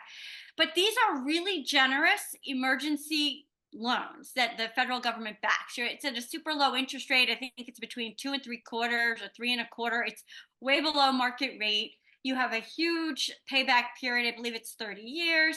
So it's really the most general type of financing you could possibly get other than a grant. So we would really like to make this available to the Topanga community. So we just need 2 more small businesses, and we need them to be willing to apply in the next couple of days. So if you know any small businesses who have been beleaguered by the road closure and need a substantial amount of money, more than $10,000, please have them reach out to us. We'll give them the form, and then that form will be submitted to the SBA directly, and then the SBA can qualify the Topanga community. If we cannot get 2 more small businesses in Topanga to fill out that form, the entire community loses out on this opportunity. So I would encourage you, if you're a small business considering this, to do it. It's literally a no risk proposition. So please reach out if you're willing to do it. We'll send you the form. You can speak directly to the SBA disaster department if you want to understand what this program is. But it's really a no-lose proposition for the community. We just need 2 more businesses to step up, like in the next 2 days. So if you have any questions, please contact us. Contact at topangatowncouncil.org, and we'll put you in touch with the people who can make this happen. We're also working with the Topanga Chamber of Commerce and working with Robin Bensimer to try to get those 2 more businesses. So we're doing everything we can on our part to try to get businesses to become aware of and to pre-qualify for these loans. All right, back to you, Sophia. Thanks, Carrie. Couple other things I wanted to give updates from our office. The Topanga Beach Bus, as Carrie had a little graphic on that last slide, is up and running. It's the same route as it's been traditionally. It was funny. We were working on trying to get it rerouted with the slide, and then moment with the slide, we got it rerouted. The slide's gone. So we're very happy about that. It's $1 I'm going to put a bunch of links in the chat to get more information, but we want to make sure we're utilizing that as well. Another thing I want to mention, we're going to be having our Operation Safe Canyons meeting, which is a meeting that's been historically done with our office, with sheriffs, with CHP and Public Works. We're going to be having that next week. This meeting is really designed when we talk about one of the main issues in the Santa Monica Mountains is, fire safety, number one. Another really important issue is driver safety and traffic safety that we found. So this one is really talking about getting to have individuals from sheriffs, from CHP and Public Works talking about, in our office, talking about the issues, reporting different things, whether it's enforcement issues that they're having, whether there's engineering ideas that we can bring up to help get a road safer, or even education avenues. There's been some communities in the Santa Monica Mountains that have used this opportunity to try to launch educational campaigns and get more support for that. So if you're interested, I'm going to put my email in the chat. Please let me know. Again, this is Adam, one of our, I don't know if Adam's on the line here, but he's always the example I use. What we love to have at these meetings are people who are, it's not just a complaint, it's we're working towards solving the problem. So our CHP and our sheriff's officers, if you're going to say that some people are speeding, I hear a lot of speeding that are going around on, Mulholland Drive. Tell them what time between what time is that speeding happening, what the day looks like, what time, what is it, a weekend, is it a weekday, anything like that. So those are the type of people that we really want to have at these meetings, the problem solvers, the ones that are working with us collaboratively on this. But we want to have more engagement, and we want to make sure the community is voicing their concerns to us. So I will put my information on there. And then the last item that I wanted to have is I think our Public Works folks are still on the line, and I just wanted to give them an opportunity. They've been doing some phenomenal work in the Santa Monica Mountains and wanted to see if they wanted to provide any updates. I know they've been doing a lot of stuff on tuna, but anything else, I think I saw Lucas and Michelle, if they want to say a few words. Lucas, you're online. Should be online. But hey everybody. There he goes. Thanks for having me. Yeah, just give you some updates. So the last 2 years have been very tumultuous for your area in terms of storms. We've had 42 emergency projects in the area. I believe we just wrapped up 2 major ones. The sinkhole that you had concerns about at our last meeting that we filled gave me concern, because that means we had to have emergency operations on standby for pumps and generators. We just repaired that, so that is running again. Now we are switching over to fire operations. So essentially all of our remaining projects, we have about 18 left. We're trying to get them all done by the end of the year, and we are switching, like I said, to prioritizing the fire projects. So we're working closely with Chief Smith, Supervisor's Office, fire captains over at Station 69, and PIO over at Megan over at Fire Department as well. So appreciate all the patience. I know, these 18 projects will take time and might take to the end of the year, but feel free to reach out to me if you have any concerns about any of them. I'd like to give Lucas a shout out along with all of his guys. I think they're all doing a great job. Thank you. Thanks, Roger. Appreciate it. And I do want to say another point on what Lucas was mentioning, the emergency projects, 18 there. I know we have a lot of individuals that reach out to the community, to Lucas, to myself, to a lot of other people saying, like, can we get, the road that we're facing is, can we get that done sooner? Can we get that done in a week or a month? And really having to know the partnership with Public Works and Fire is really close. And Fire is consulting with Public Works. Public Works is consulting with Fire on making sure that the priorities that they're putting forth are ones that are backed by the weather, whether it's flooding season, whether it's fire season, whatever the case may be. And that is the utmost priority in making sure of the list. So if one of the projects is higher up than the other, it's because it's been assessed that that one is of a higher need of fire concern. So just knowing that that is the central focus of every of the list that he's doing. And that's the biggest concern that Public Works has for these. So that's all. I just wanted to make sure that context was given.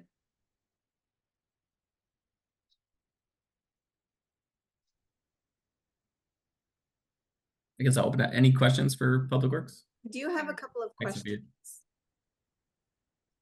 All right, go for it, Jaspreet. So we have Tam Taylor and Susan Nisman. So should we start with Tam?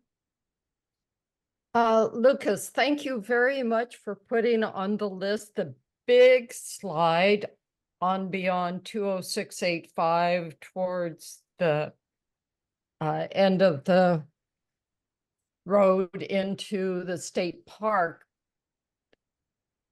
right in front of that property and the one adjacent to it, there was a lot of big debris and branches that came down. They're drying out. That's going to be a fire thing. And I'm sorry, we didn't think to mention it in the other, but as you walk along, it's big, huge stuff that's been left over from the big rains. And while I have the floor, I, on behalf of the Sages, want to thank Sophia for her help in giving us a grant to help the acoustics in the Sages room that have been a problem since we first opened up. And we have a lot of volunteers in the Sages that have helped work on that, including Neil Shaw. Thank you very much. And I just wanted to thank Sophia for getting that money to us so that we can improve our Sages room. That's all. Thank you. All right, I'm just going to jump back in for a minute because I want to get Sophia while she's on. Neil Shaw had emailed, and then another Elena had emailed about some of these businesses with the noise and the lights at night. Now, I know that Building and Safety had done some code enforcement on the light coming out of Wildwood. I believe they got them to correct that issue. But for people who have ongoing noise complaints, Sophia, should we just keep going to Building and Safety? How do you want to handle that?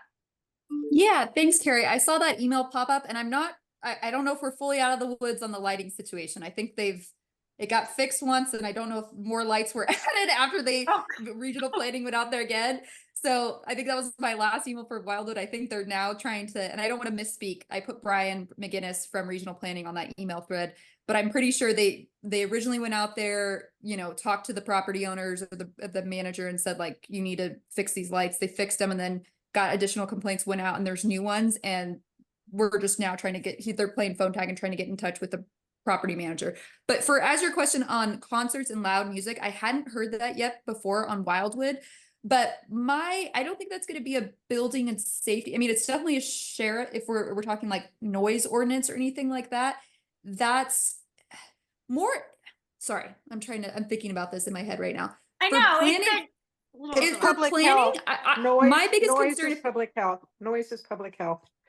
Thank you, Susan. What I was going to say though, thank you. That I'll make sure to loop them in as well onto that thread.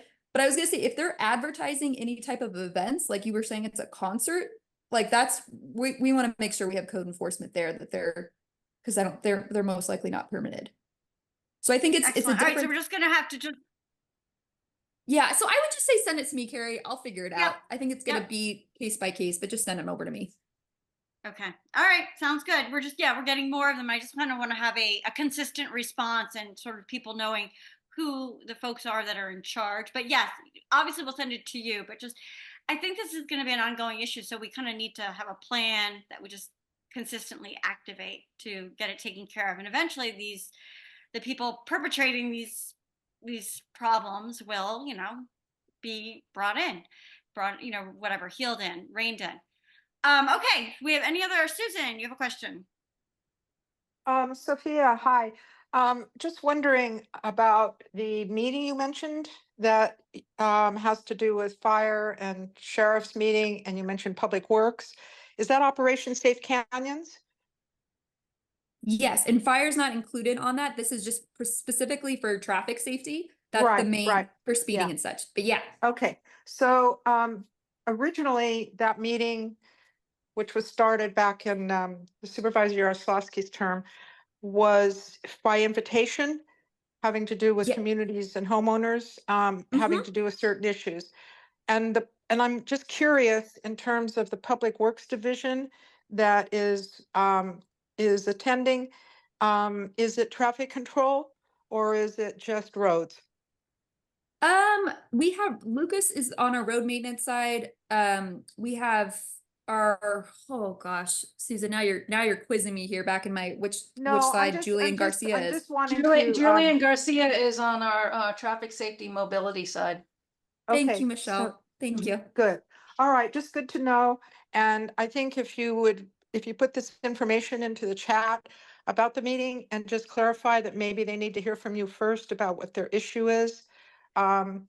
Because you might just have a lot of people showing up that don't really understand the mission of the Operation Safe Canyons, and that they need to kind of vet these things and feel like they're in that right place to be able to talk about these things.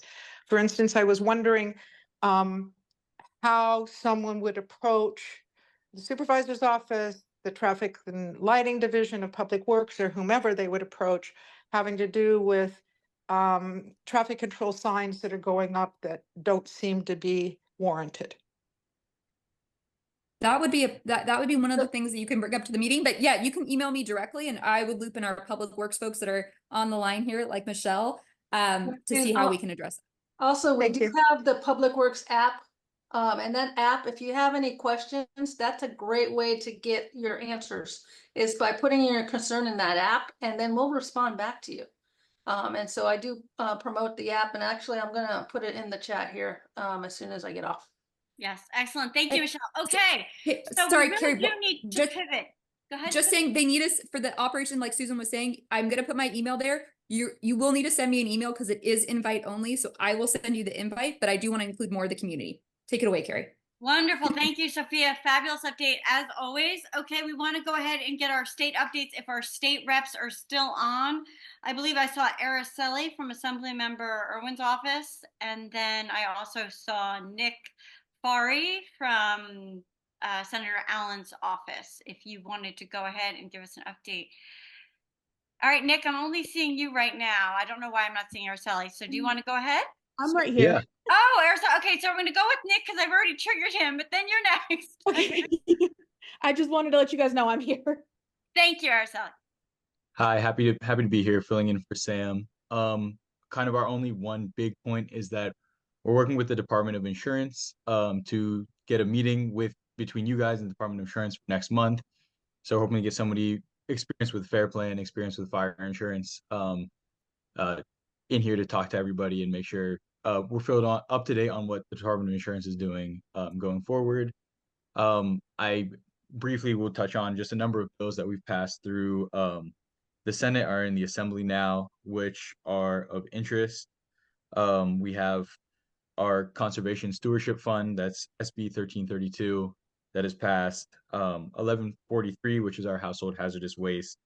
Our big one, which is the climate bond, which hopefully will be on the ballot in November. And SB 1461, which relates to landslides and making sure they count as for a state of emergency. So just want to touch on all those. They're all smoothly. Some of them are in committee now. So happy to make that announcement. And thank you for having me. Excellent. Can you do me a favor, Nick? Can you send me the text for that bill? I should have it. Shame on me. I'm sure I could pull it up. But if you could just quickly send us an email with a link to the current text of the climate bond, I think I'd like to know what's in it in more detail. And I think a lot of other residents would like to as well. I mean, in theory, it sounds great, but I just want to know some of what's included. Right, the absolutely. other thing, yeah, and I wanted to mention to the community, so I've been speaking with Senator Allen's office and a little bit with Assemblymember Irwin's office, and Araceli, feel free to chime in.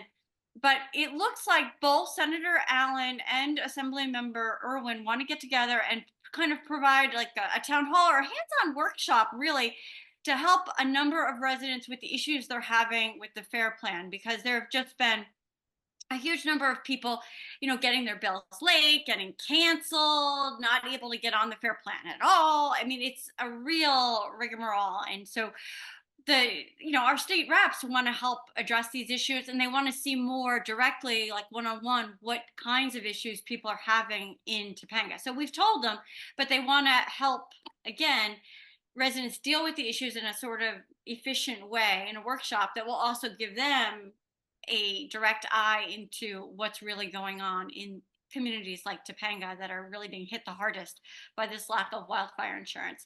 But Araceli, if you wanted to go ahead and chime in on how Assemblymember Irwin is envisioning this town hall / workshop. I know I've been speaking with Sam quite a bit about it, and we're sort of envisioning it as a hands-on workshop to help a whole bunch of people at once with the issues they're having.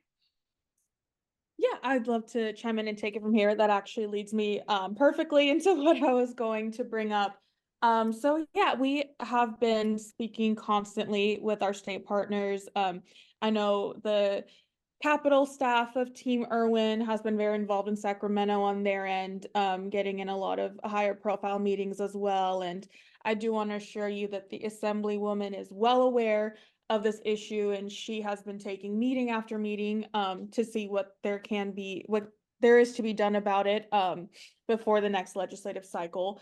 So in terms of the insurance town hall, I know I've been speaking with you, Carrie, a lot about bringing in someone that's well versed specifically in the FAIR plan and specifically with high fire communities. And so in speaking with the Department of Insurance, before that's possible, they want to host this town hall to get a feel of what specific issues the residents are facing and to be able to get personal testimonies and to just get one-on-one time with you guys to fully understand the problem before they feel equipped to do something like that. I know I spoke with Sam earlier today, and we were hoping that this town hall could occur sometime during the summer. And I will be in touch with you guys and with the town council to just confirm that their availability will match up with everyone's availability here in Topanga. So that is our biggest thing. We have not gotten a date confirmed as of just yet, but that is where we're at in the planning stages of it. Thank you, Araceli. A little bit the summer, it's worrisome because a lot of people leave, town for the summer, so it would be a lower turnout. But that said, an issue like this with the number of people having problems, I think even people if are out of town, they might zoom in for this sort of thing. Are you envisioning virtual or in person? In my head, I thought it might be a little bit easier for it to be in person, but obviously I would have to, there's going to need to be a lot more conversations that take place before that's decided. But I'm open to any and all input if you guys would like to give your preference of having it in person or virtual. Let's talk about it more offline.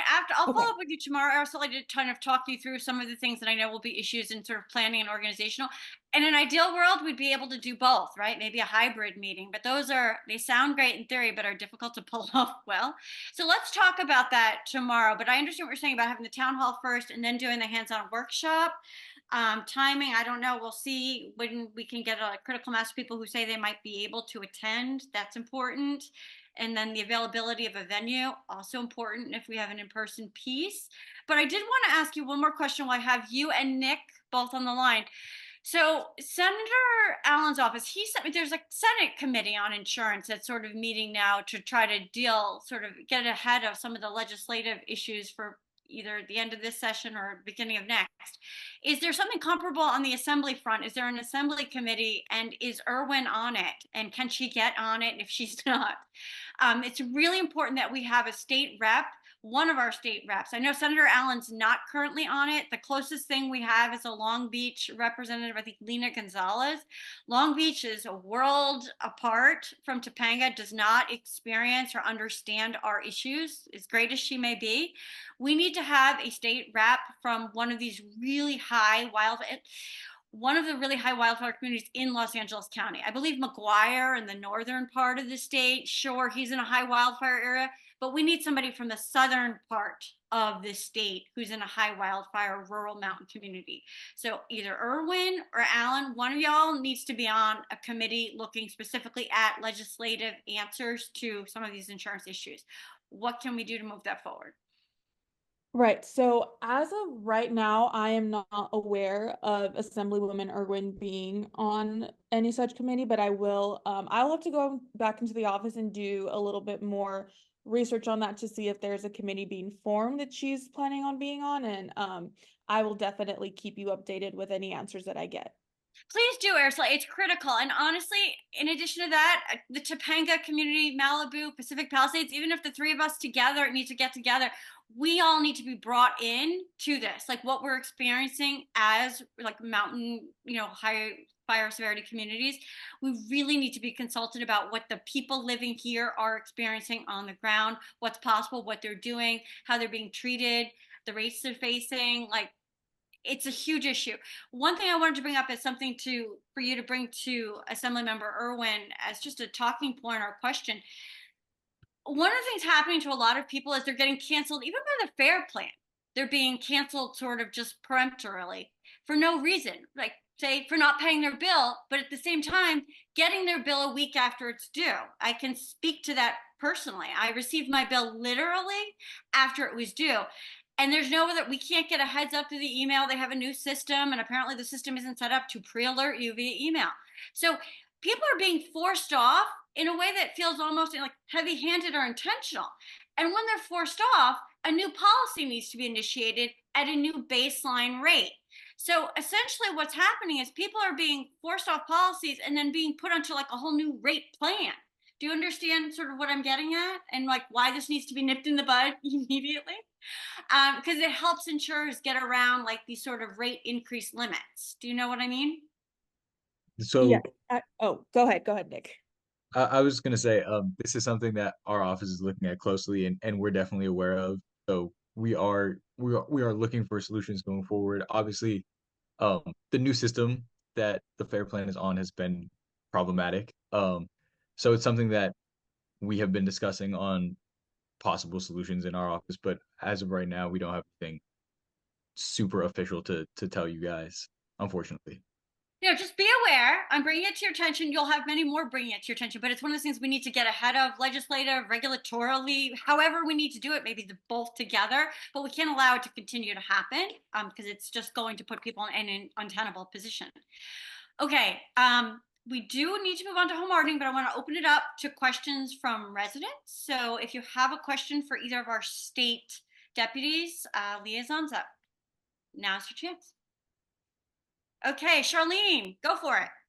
Okay, so I have a very specific question. I just want to know who I need to talk to about it. You know, in terms of clearance from the house, we have really managed our oaks really well. We have 9 on the property, okay, on a very quarter of an acre. So, but now the new guys who are coming don't seem as smart as the guys of old, okay? Plus, there's the ordinance just really limits us in terms of how we can clear around our home. So I want to know who I can address those issues with, because there's a glitch in the system, both with the ordinance and with clearance, and I need to talk to someone. Who would I talk to about that? Charlene, which ordinance are you referring to specifically? I missed that. The oak ordinance. Oak tree ordinance. That would be a county. I have followed that over the years. Many of us do not. And I get that. But still, I mean, we would have to, in order to make our home compliant, we would have to do some major trims on some of, not our oaks we've managed well, but neighbors' oaks, they have not managed them well.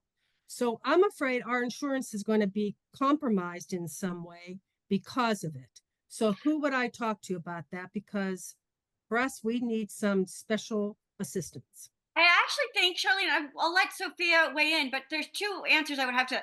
So one, I think you would need to speak to the county because I believe it's a county-based ordinance. In addition, though, from what I understand, and I'm going to caveat it, though, and qualify what I'm saying, I believe if it is being done for insurance compliance purposes and it's deemed necessary by your insurance and or the fire department, you can get a kind of an exemption from the fire department. I don't know if they're still doing it, but I believe they can if it is deemed required in order to get your preferred insurance rate. Sophia, I don't know if you're still on. If you are you able to chime in on that?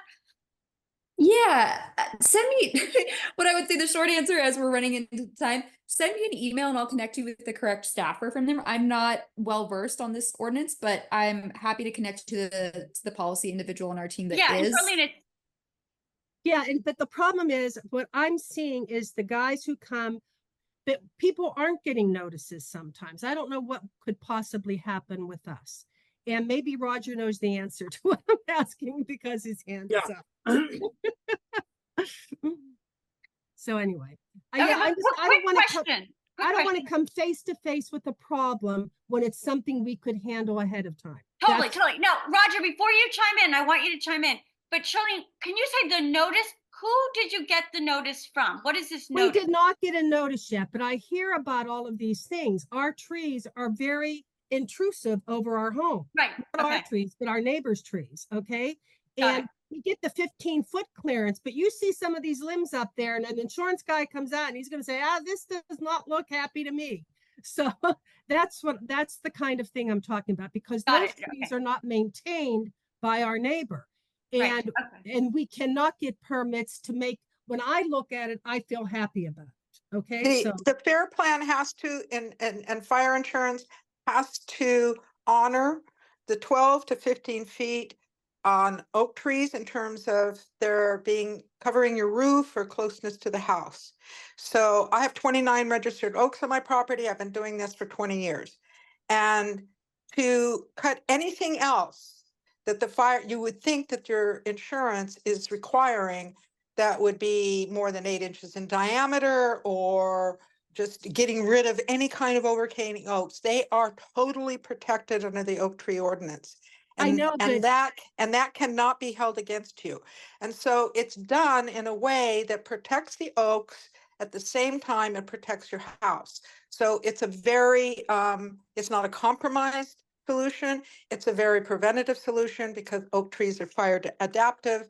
And so there needs to be sometimes an education process that you have to go through with the insurance Hey, company. state reps, are you hearing this? And Susan, if you have any verbiage you can send to our state reps so that they're included, or are aware of this as well, the verbiage they can lean back on, because insurers may not be allowed to hold it against you, but they may try to hold it against you. So and if if the send that branch out. falls on my house, Yeah. I don't want to be responsible for it, when I knew that it could have been somehow preventable if it had been a normal tree. So, because you come and look, I will show you. It's not our trees, it's a neighbor's tree, but he gives up permission, but the fire department will not. And I want to make sure we are handled well and we don't get damage to our home. Okay, And great. again, No, great question. Very important. Roger, Okay. wait, Susan, can we let Roger chime in? Although that was excellent, I want to make sure Roger has a chance to chime in. Think that the most important thing to do right now, because Susan is correct with what she was just saying about the oak trees. But in addition to that, hold on a minute here. Hang on. Hang on. Here's your big chance, Roger, and you're blowing it. Yeah, I'm not blowing nothing. So, okay, the person who you need to connect with is Dylan, who works for with the county. So that's who Sophia was going to connect you with, I'm sure. So if Sophia doesn't do that, reach out to me and I'll give you Dylan's email address, and he'll be able to steer you and tell you exactly what's what. And what you need to do to deal with your insurance plan and the trimming plan and all of that. Good. Dylan is the environmental rep with the county. I may have talked to Roger? him. I might have talked to him, but I'm not sure. Aaron Ordauer is our environmental deputy, so that's who I'm going to put you. Dylan's our planning deputy. Just want to He's make regional sure. planning. Yes, All right. Dylan Sitik. Yeah. It's both a planning issue and an environmental issue, but it's an oak tree ordinance, and that's under planning. Okay, but I'm telling you, planning has not dealt with us well either. I know. Our neighbor destroyed our oak, okay? Well, and yeah. planning did not give us accurate information. So yeah, unfortunately, it's just been only recently that the supervisor's office has a planning deputy. But I would, it's really important. The people that actually understand this and would be able to give you the best information is the RCD, Rosie Daggett, as the senior biologist there. She's the oak tree specialist. And I think that she would probably be able to give you the best advice. She would be a good source of information, Susan, but I think Sophia and the county, they're eminently capable. I understand the regional planning deputy is new, but Sophia has the ability and the capacity No, to bring I'm not saying not do that. I'm just letting Sophia know also that, or the new planning deputy know, that there are people and resources that have been around for ages that can give them also supporting information and background on how this is dealt with. But the oak tree ordinance, regional planning, and how you deal with that in terms of coming into compliance with these with these various insurance agencies and the fire department coming out. We get newbies all the time on the fire department that are coming out and assessing the land and, your property and saying, oh, you got to get rid of that tree. Well, as I said, keeping my trees, my oak trees, 29 of them, elevated at least 12 feet above my home, keeping all the dead branches trimmed out and everything else has satisfied things. So just know that there are other resources, everybody that's listening here today, to get more understanding of how this works. Thank you. Yeah, Just so fair you enough. know, And that's good. throughout good this information. year, no, I want to, throughout this year, there have been major branches failing all around the canyon. We had one fail from an oak that we took good care of. A huge part of the tree just fell off, and we had maintained that branch for years. And I just want to make sure that we're not going to run into that kind of situation with all these major branches over our home or other people doing that. And then Charlene, yeah, let's follow up with this. I want to. Okay, I will. I don't want to talk anymore. I'm done. Yeah, no, fair enough. But no, Charlene, it's an excellent point. And we also, on top of your issue, then we have aggressive and assertive and uninformed insurance companies too. We have some people who want to trim their oaks more, some people who don't. So let's get the county together and let's get the ordinance and all the key players. Let's get the verbiage up to snuff. Let's make sure everybody's dealing with the same information. We can push it out so everyone's working with the same stuff, and that people who want to trim more know what they're allowed to do. People who don't want to trim more know what they can tell the insurers. Let's get that all settled and get the right information and code citations out to environmental regional planning. Sophia can pull it together. Town council will push it out. RCD can be part of that verbiage discussion, pulling all the historical information together so that we've got all the pertinent information in one place, and then we can get it in the next newsletter. That would be I think that's a great idea, and I just think you need to make sure that all the applicable agencies and resources are applied here so that everybody understands. I had an oak tree fall down. Didn't look perfectly healthy, but it fell. And obviously a lot of the rains and everything else and the top heaviness that we're getting because of all the growth through the rains. I had to get a permit from the fire department, from their fire, some division within that, their environmental folks. I had to get a permit to remove that fallen oak tree. Yep. That was the Department of Forestry, and you just talk to the fire department and they get you in touch with forestry, and they will come out and assess the oaks and issue permits if needed. Okay. All right, excellent. Well, you know what? This is actually this topic, ending on this topic, we're going to need to go ahead and move to home hardening because I don't want Ryan to lose his chance and people to lose it to get the information. So I want to go ahead and turn it over to him, but this actually is a nice segue over to that topic. So Ryan, feel free to start with that if you wish. Okay, let's go ahead to home hardening for people who want to get the latest. I can share my screen, right? Yes, I can. Be able to. Yeah, yep, there it is. Hooray. Just okay, to note, people. Ryan, that we have till 8:30 and then it just shuts off. So it's that's 9. great. We'll did you extend it to 9? Okay, I want everyone to start their stopwatch right now. No, you have till 9, Ryan. Okay, fine. Start your stopwatch right now. And I'm going to, basically at this point, I'm going to say the meeting, my part of the meeting is started. So what this means is we can all learn something about getting our homes less vulnerable to wildfire, stuff we can do on our own. And stuff that if we do it, will actually make a difference in terms of lowering your insurance, and things that we can do that were also actions that we can take, that we can put the hours that we spend into those actions, and watching this presentation in the Firewise reporting form, and that'll keep us a Firewise community, which is something we've all worked very hard for. And it's also something that gives us a discount on insurance. So I'm just going to give a little talk tonight about home hardening, and I'm just going to talk about some basic things, what we can do, and some resources. But the most important thing we want to start off with is, I know that Jaspreet has the link. There's the Firewise reporting link. Hopefully you can put that in the chat. So that means that everything we're doing tonight, every minute you spend watching this, you should report as an educational activity to keep our Firewise designation. So as we move on, I'm going to let the slides tell me what to say. Aha! So we are a Firewise community. And like I said, attending tonight's seminar will help it keep that way. So what can we do to help our home survive? Here's the problem that we have in Topanga especially. What we have is Topanga is usually a wind-driven fire. Usually comes in the fall, in the Santa Ana winds. What happens is there'll be a fire somewhere else. It'll start somewhere, like the Woolsey fire started up in the Santa Susana Mountains. It catches, the wind blows it towards the ocean because the winds come, go from the inland to the ocean on the Santa Ana day. And they blow embers all over the place. So the embers are like a million little matches miles ahead of the flames. So it's a million matches coming at you and your house.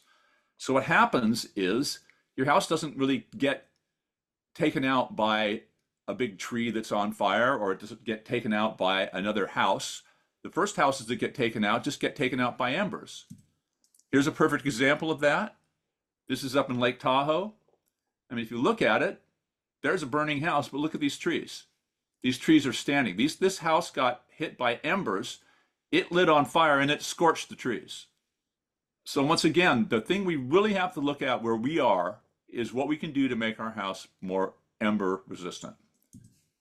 Here's another perfect example. This is a really strange fire that happened in 22 in Laguna. They just had a really weird wind condition. There was some little grass fire down in the hill below these houses, blew a bunch of embers into it. And once again, you can see the vegetation, that's all fine. It's the embers that hit the house where the house was vulnerable. Embers got inside the house and burned it from the inside out. So we have science that shows us this and shows us what we can do to prevent this kind of thing from happening. This is the Insurance Institute for Business and Home Safety Research Center in South Carolina. We had a guy named Steve Quarles who used to run this organization, run the research there. He came by to Topanga and gave us some tips, which we put in a video. But basically what they'll do is they have this research lab where they'll fire a bunch of embers at a house and they'll make these model houses and see how they react. So here's a perfect example. This house had wood shake shingles, wood mulch. This house had more of a cement board shingles, and it had gravel mulch. So what happens after 10 minutes of embers? So flinging these embers at that house, you get that after 10 minutes. So what that leads us to is this concept called the home ignition zone. Now, the home ignition zone is just this area right around your house where you have these vulnerabilities. I'm going to make a pitch at the end of this for you to go to the Resource Conservation District of the Santa Monica Mountains and get your home ignition zone evaluation appointment. It's a free appointment where they will come by your house and give you tips on what you can do to make it less vulnerable. I was going to have Pauline join us, but she had to go off to a wedding tonight, so I'm filling in for her. What they do is they have evaluators. They'll come out, they'll look at the house. They have some availability, I think, on Thursday, and she told me. So there you go. Anyway, here we are. Here's what we look at. First, you look at the house from the top of the roof, the chimney, to the eaves. And what do you see? Here's an example. This is Steve Quarles, the guy who ran that facility that we were talking about. And he's looking at a house, kind of a typical house in Topanga. But as you can see, the one thing that's kind of dangerous about it is all this leaf litter that's on the roof here. And you've got leaf litter and you've got next to a wood shake shingle, which isn't necessarily a problem if there's nothing around it. But if there's litter next to a wood shake shingle, then that can light it on fire. The whole idea about this ember ignition is that it's never the big boards that light first when you start a campfire. You always just need little weeds and little things like that. So imagine how you'd make a campfire and then imagine that kind of stuff around your house. So that's a perfect example right there. This stuff that's on the roof didn't get cleaned. Another problem that we have, a vulnerability, are these tile roofs where if it's not in repair, embers can get in underneath the tiles and then take out the roof. Here's an example of some people who put some stops in there to prevent that from happening. Here's also some products you can get that also limit the ability of embers to get into your tile roof. Another problem that we have in Topanga, especially with the oaks, isn't really so much the oak trees themselves, even if they're over the house, if there's clearance. Oaks are like Susan said, they're very good fire. You know, they're from here. They're designed for this place. Sometimes they can actually catch embers. Clark Stevens at the RCD will tell you that he thinks oaks are great because they can be like catcher's mitts around your house. But the one problem they do have, if you're not taking care of them, is they drop a lot of leaves. And if those leaves get into your gutter, then you have a fire. The fire gets underneath your roof and it takes out your house. Perfect example of this. Now, this is one of these, this is a nice picture of a really crappy gutter guard that somebody put on that's more of a problem than a help. How do you fix it? You can get gutter guards like this. I have these on my house. They're called Leafs Out. There's other companies that make them, but this is just one of them. They're fine metal mesh screen. And what happens is they get there and they don't allow any leaves to get into your gutter. And the fact is, in terms of maintenance, you can go up there and try and clean your gutters out every month or so, you know, get on a ladder. You're really better off if you can. I put these on about 4 years ago, and I've never even messed with my gutters after that. Another thing we have is birds' nests. And birds' nests, they're there. They're our buddies. They are. You don't really want to get rid of them at the wrong time, but when it is the right time, and I think the nesting season ends in the fall. I think in the fall. Double check, but you know, it's always a good idea once the birds have flown to remove the nests.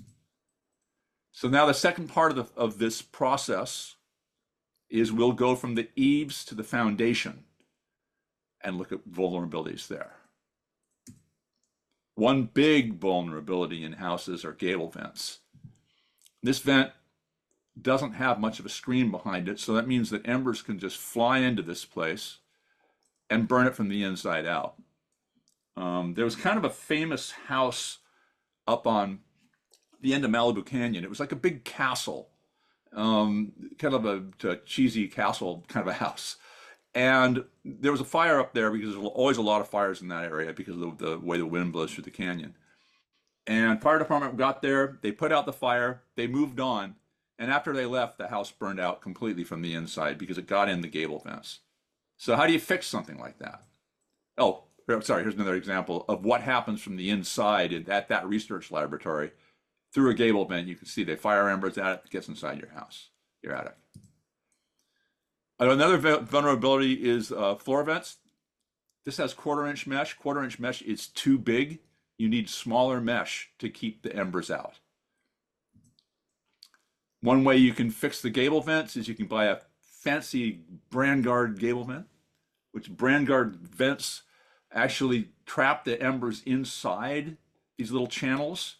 I mean, you have to install them though, so it's a deal. Another less expensive way is getting this product called Quick Mesh. It's at Home Depot and Lowe's. Basically, it's a mesh that you can cut and then place over your existing vents. It's 1/8 inch and it prevents the embers from getting in. If you do want to do this on a do-it-yourself basis, please wear gloves because this stuff will really slice up your hands. But it's a really inexpensive way to make your home less vulnerable on your vents. And then, like this nice stock photo man is doing, he is sealing up his vents, or he's sealing up all the cracks around his house with caulking. That's another important thing is you don't want to have any gaps around your windows or other places that embers can get into. I mean, imagine it. Just imagine once again, just flinging 1,000,000 matches at your house. Another thing that's important is sealing garage doors. Garage doors sometimes have, gaps. You can buy these garage door seals. Very important. So now the next place we go is this new thing that they're calling Zone 0. And you're going to hear a lot more about Zone 0 in the coming years if you haven't already heard it already. It's really what they're finding is the most important part of the house is this first 5 feet, the house and the first 5 feet around it. A lot of times people look and they'll go, God, but my house is great, but that neighbor's tree over there, no, it's not the neighbor's tree. What they found, the neighbor's tree is the neighbor's tree. What they found is the thing that you got to do to make your house less vulnerable is concentrate first and foremost on this first 5 feet. And there are going to be some laws the regulations that are coming down the pike that are going to require some of this stuff that I'm talking about now. The stuff that I'm talking about now in Zone 0 and the stuff we've been talking about in this talk are also part of this initiative that Joel, the insurance guy, was talking about, where you can get a discount if you do these steps. So here's my guy again, good old Steve Quarles. I kind of think of him as the Pete Townsend of home hardening. There's also Jack Smith, who's like the Paul McCartney, and there's Pat Derland, who would be like the Mick Jagger. No, anyway. But I'm getting off on my tangent here. So Steve's talking about this leafy thing that's right next to this single pane door in this house, and it looks like it's all nice and green, but boy, you do not want anything like this. You really don't want anything that's growing within the first 5 feet of your house, especially because if you look down at the bottom, it looks all green. There's a bunch of leaf litter. Embers would hit that. They'd catch the leaf litter. They would take the thing straight up to underneath the eaves, break these windows, and this house would be lost. And there's a nice little bird's nest over there too. The birds wouldn't be very happy. Another thing you got to look at in the first 5 feet is wood mulch. Do you have any wood mulch? These people look like they've got some nice pavers there, but look at that. Underneath there, that bump out, that's wood mulch. You do not want any wood mulch around the first 5 feet of your house. It's got to be gravel or rock. That bad. Here's what happens with wood mulch. This is just a typical example. It'll burn, and you can have it far away from your house, but you just can't have it right up against your house like that burnt out house over there. And at the bottom of your house, the other thing that's important is having this 4 to 6 inches of non-flammable stuff. So your wood siding shouldn't meet the ground if possible. You can find a non-combustible material, metal flashing, fiber cement board. That's another important thing. Here's an example of stuff you can put around the first 5 feet of your house. Some gravel. Let's see. Here's another example of that. Here's an example of some really nice pavers that you can get. And these people do have a couple little plants there, but they're inside pots. And it's not really I don't think that's really gonna do anything. Here's my house. Same deal. Nice fire stick there. Same thing though. Got the pavers around it. Just got that first zone that doesn't have anything on it. Here's what you don't want. Here's a wood deck, a bunch of flammable stuff. Now with this wood deck, you don't have to replace it with some kind of non-flammable thing because this is a board. Remember, if an ember lands on that, it's probably just going to scorch it. What you have to worry about is where the board meets the house. You want to have that metal flashing right there. There's another great example of how houses get taken out by decks. By people storing all the crap underneath them.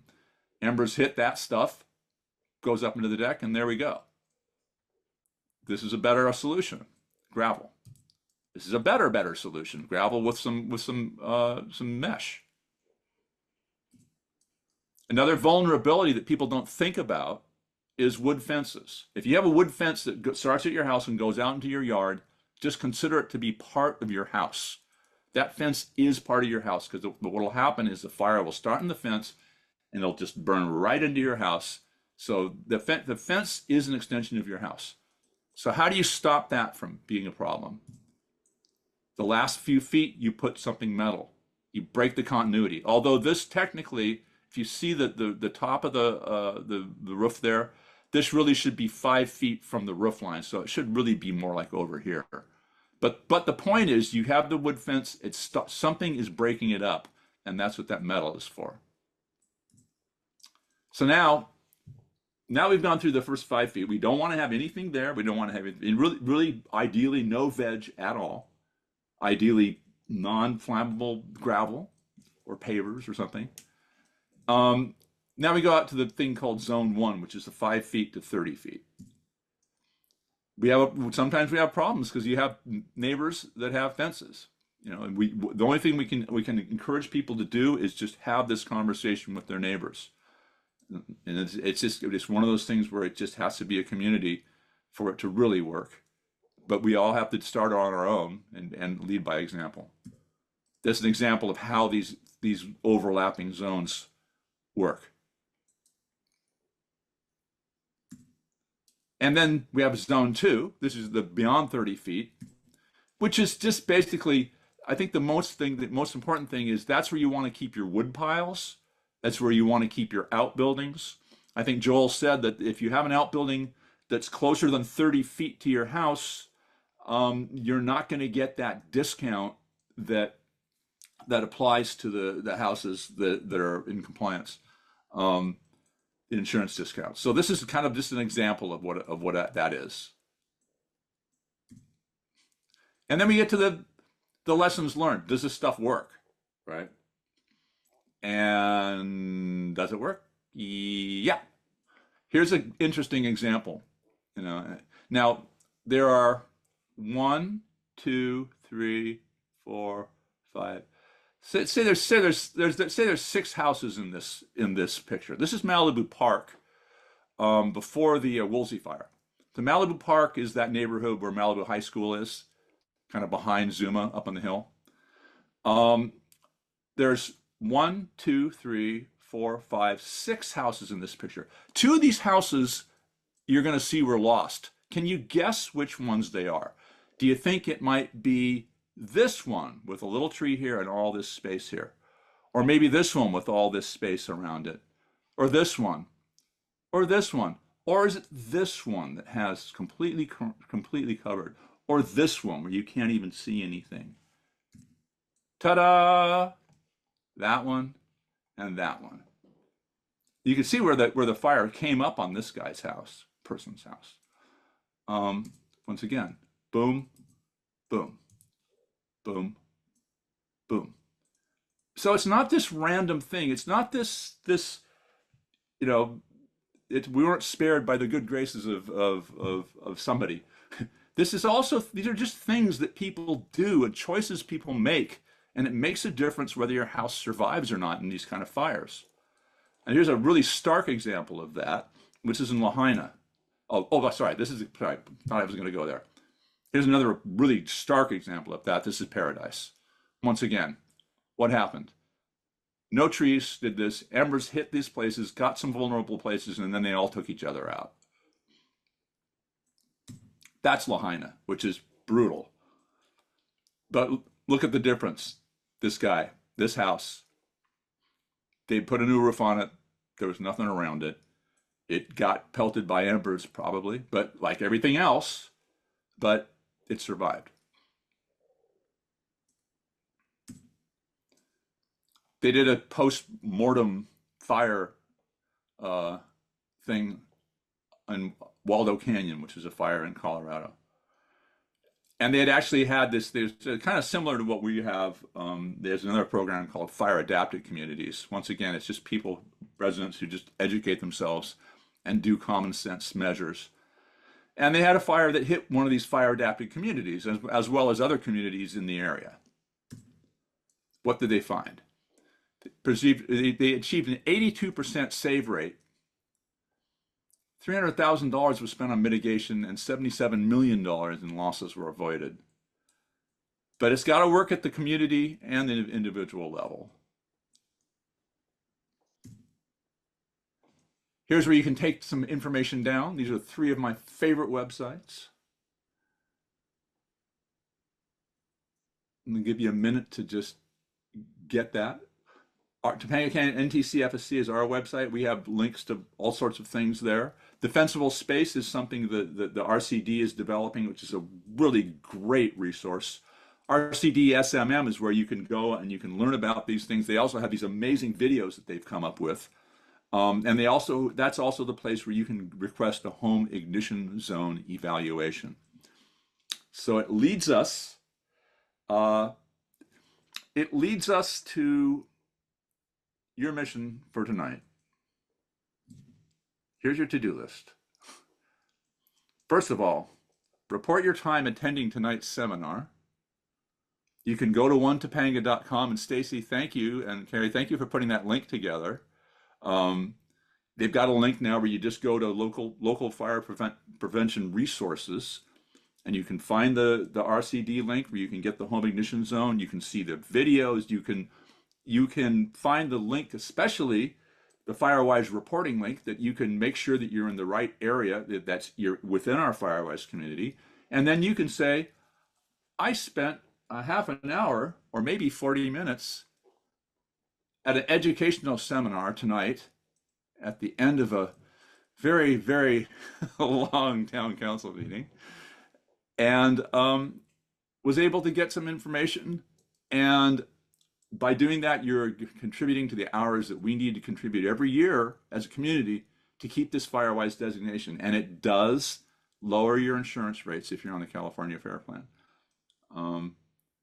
So I think that's my last slide. So, I mean, if anyone wants to open it up to questions or anything like that, I'm happy to do it. If you guys want to, be the traffic cops, Carrie or Stacy, or,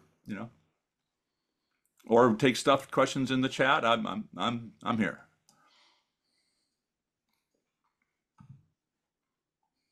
I have a very quick question. I have the wooden fences that are very close to our house on both sides. We have a narrow property. And someone suggested that it's like 4 to 5 feet, somewhere in that range. Someone had suggested putting up those metal sheets, like they use on the tops of, I forget what they're called, that they use on tops of horse stalls and stuff, those metal. Yeah. And putting those, up against those wooden fences, because they're attached to a chain link. We have the chain link on our side and the wood is attached. Is that a good idea? Yeah, I've actually heard there's some people in Australia who make these products, and I think I have a link to the product on our website.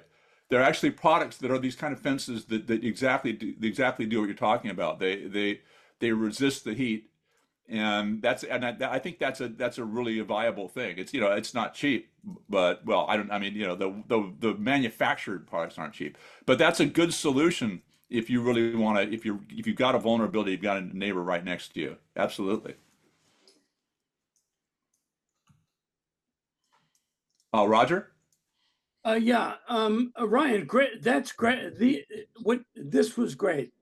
Really, I commend you. It's really, really well done. Well done. Thank you. I wanted 2 things that are not mentioned very often. One is I'm a big proponent of the product Barricade. I don't know if you're familiar with Barricade at all. I am. Yeah, I'm a big proponent of that. I have a few gallons that I leave outside my house in case of fire, and in case I'm here, and being able to spray down the house, and hopefully that'll help. The second thing is that's not really talked about often, and I do talk to Drew about it a lot, and that is different kinds of fires do different kinds of things.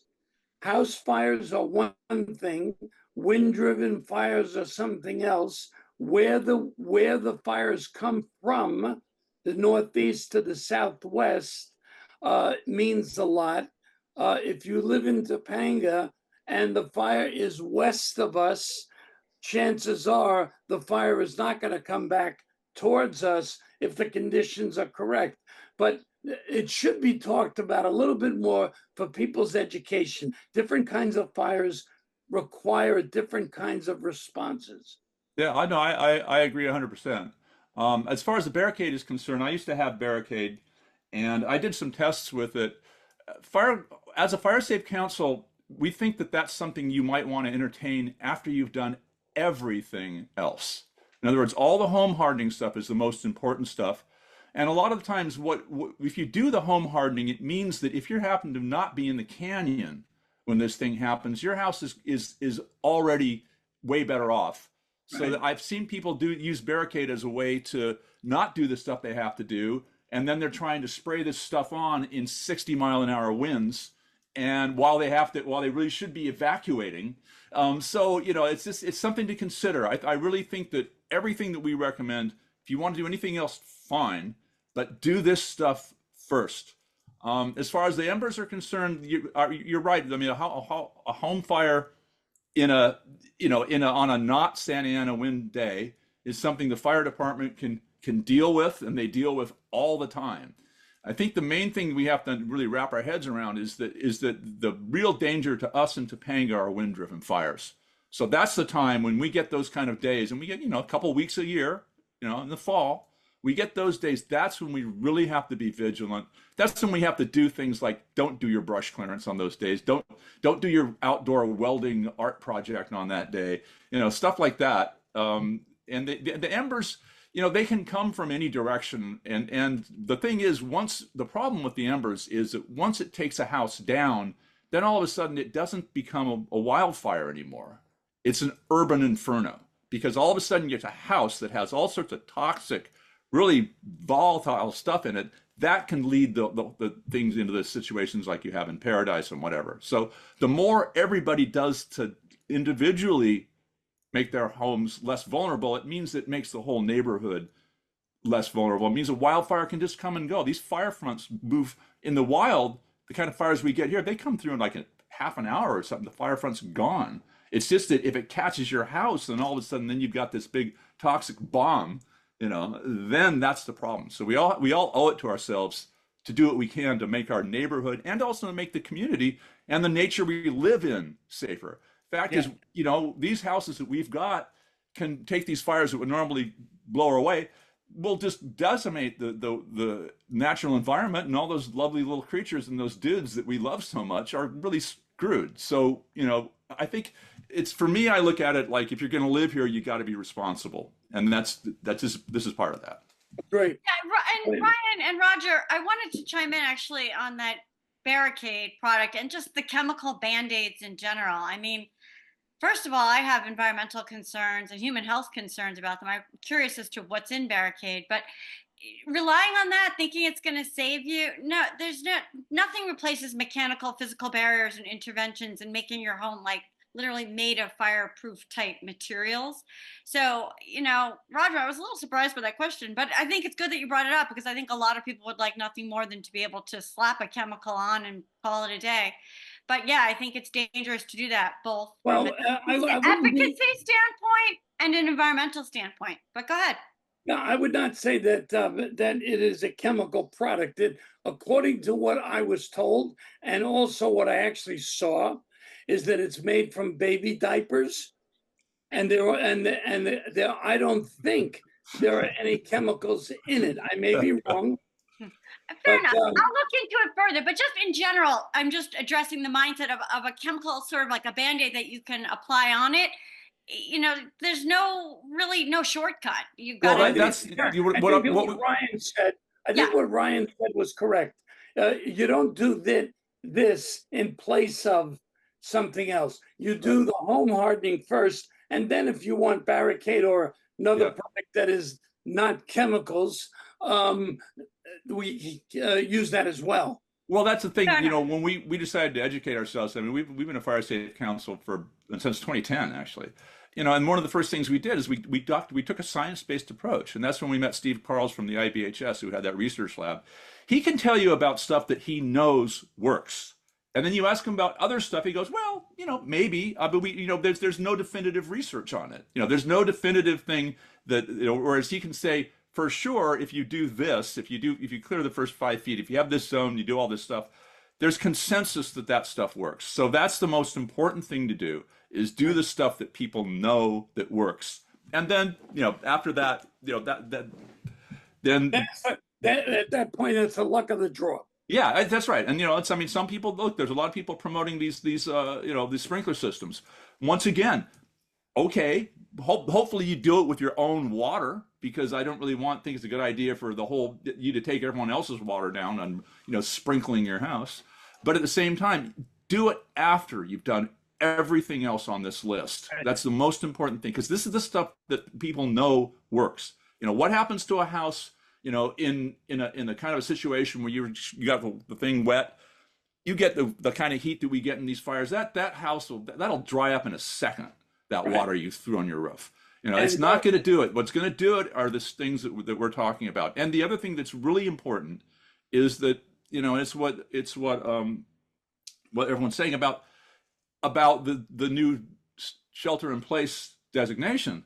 I mean, the fact is that the safest place, if you're really caught here, you don't want to get out on the road and burn up. So if you're really caught here and this thing comes up on you by surprise and you don't have time to get out, you're going to have to stay in your house. Now, do you want to stay in a house that's vulnerable because you didn't do the dumb stuff like just get rid of some veg around your house and do your screens? You're going to be in a way more vulnerable situation. So in a way, this home hardening is also it's a survival thing too. I mean, you have to think of it like that. Mhm. 32 minutes, people. That's 32 minutes of quality time to report on the Firewise reporting link and counting. Ryan, no, yeah, this is great. Really great. Okay, any more questions or how are we? Oh, Susan Nisman. My mentor. Susan was the one who was so helpful to us when we were getting the Fire Safe Council up and running. She invited us to the committees that she had created along with Zeb. And Susan, I can't thank you enough for all the help that you've done and everything you've done for our community for so many years. Well, Ryan, enough of that. I'm kind of over the top now, you know. So I just really wanted to thank you and recognize Beth as well for everything that you guys have done in terms of bringing this constantly in this continuity of information, science-based, protecting our environment at the same time, being really wise about how we can protect our individual properties while protecting our neighborhoods and our community at the same time. You have my greatest respect. Thank you so much. Thank you, And Susan. everybody, pay attention, sign up, become Firewise, do all that stuff. Yeah, get that Okay. home ignition zone evaluation from the RCD. They're free. The people will come to your house for free and they'll tell you what to do. RCD is doing an amazing job. They've kind of picked up where we left off at the Fire Safe Council. They've got people on staff. They're amazing. They've got videos. As long as you guys are still, obviously still communicating and feeding each other with all of the right information, I think we're going to, you know, everybody understands the sensitivity to not using, you know, bad chemicals, using the right stuff. And I think, you know, you're getting it down to a great science. Of course, that science keeps changing, but, you know, you're keeping up with it. And I appreciate it so much, as I think the entire community does. Thank you. Absolutely excellent. And I agree with everything you just said, Susan. So yay, got that on tape. Ryan, quick question with the home ignition zone evaluations. Since they are so science-backed and, you know, a lot of professional sort of review and materials go into reviewing them, is this something you could submit to an insurance company and be like, we've had a review by the RCD? Well, here's a really good example of that. You know, one of the things I did, and this is kind of relates to the conversation we had earlier. One of the things I did is I had my insurance agent. I found out I could get a discount on my besides, okay, you get a discount because we're a Firewise community, right? But you also get a discount if you've done these things that Joel talked about. And so I called up my insurance agent, and he goes, "Oh, I didn't know about that." And then I submitted the form, and you have to kind of, Max Kramer would know this, but you know, some insurance agents know this. So I was able to get a guy who's a private contractor who does evaluations for the California Fair Plan. And he said he came out to my house and he looked around and he goes, "Oh, this is great. Oh yeah, you're great, man. You're fine. You'll get the discount." He goes, "Oh, let me tell you about this place I saw yesterday. What a disaster. You know, it was in Malibu. It was a mess. And the California Fair Plan had canceled their insurance. And the guy was trying to say, 'Hey man, I want my insurance.' And the guy the inspector went to this guy's house and said, 'Sorry, you're never going to get insurance if you don't do this stuff.'"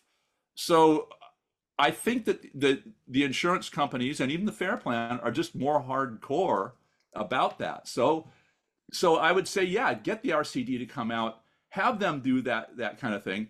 and then call your insurance agent and say, hey, these guys came out, they told me to do this stuff, I did this stuff, what can we do? Can we get a better deal? Yeah. No, it's interesting. Two things I want to follow up on. People need to know this. Like the FAIR plan can cancel you now.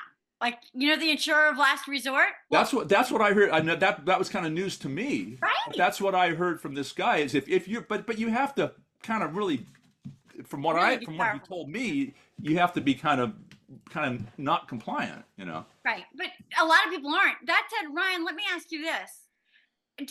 Am I allowed to ask you, and feel free to answer or not answer, but are you on a private insurer or are you on the FAIR plan? No, I'm on the FAIR plan, but I have a wraparound with farmers.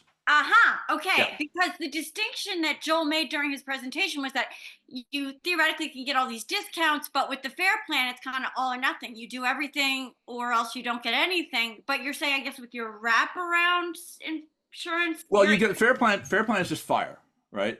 Right.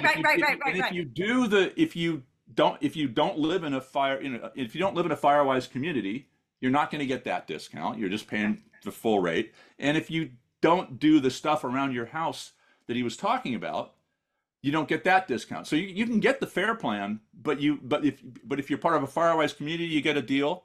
And if if you do the zones 0 kind of stuff, you get a deal. And then you still have to, like Joel said, you still have to have a wraparound for if someone falls down on your front door, or or if there's homeowners insurance. It's separate. Yeah. Gotcha. Yeah. Very good. Okay. And also, just for my experience, FAIR plan, without even notifying me, and now I'm going through the process of seeing how many of my things, count for a discount, raised my insurance 25% this year. Mm-hmm. And Susan, you're one of the lucky ones. Yeah. Honest to God, from what I've heard.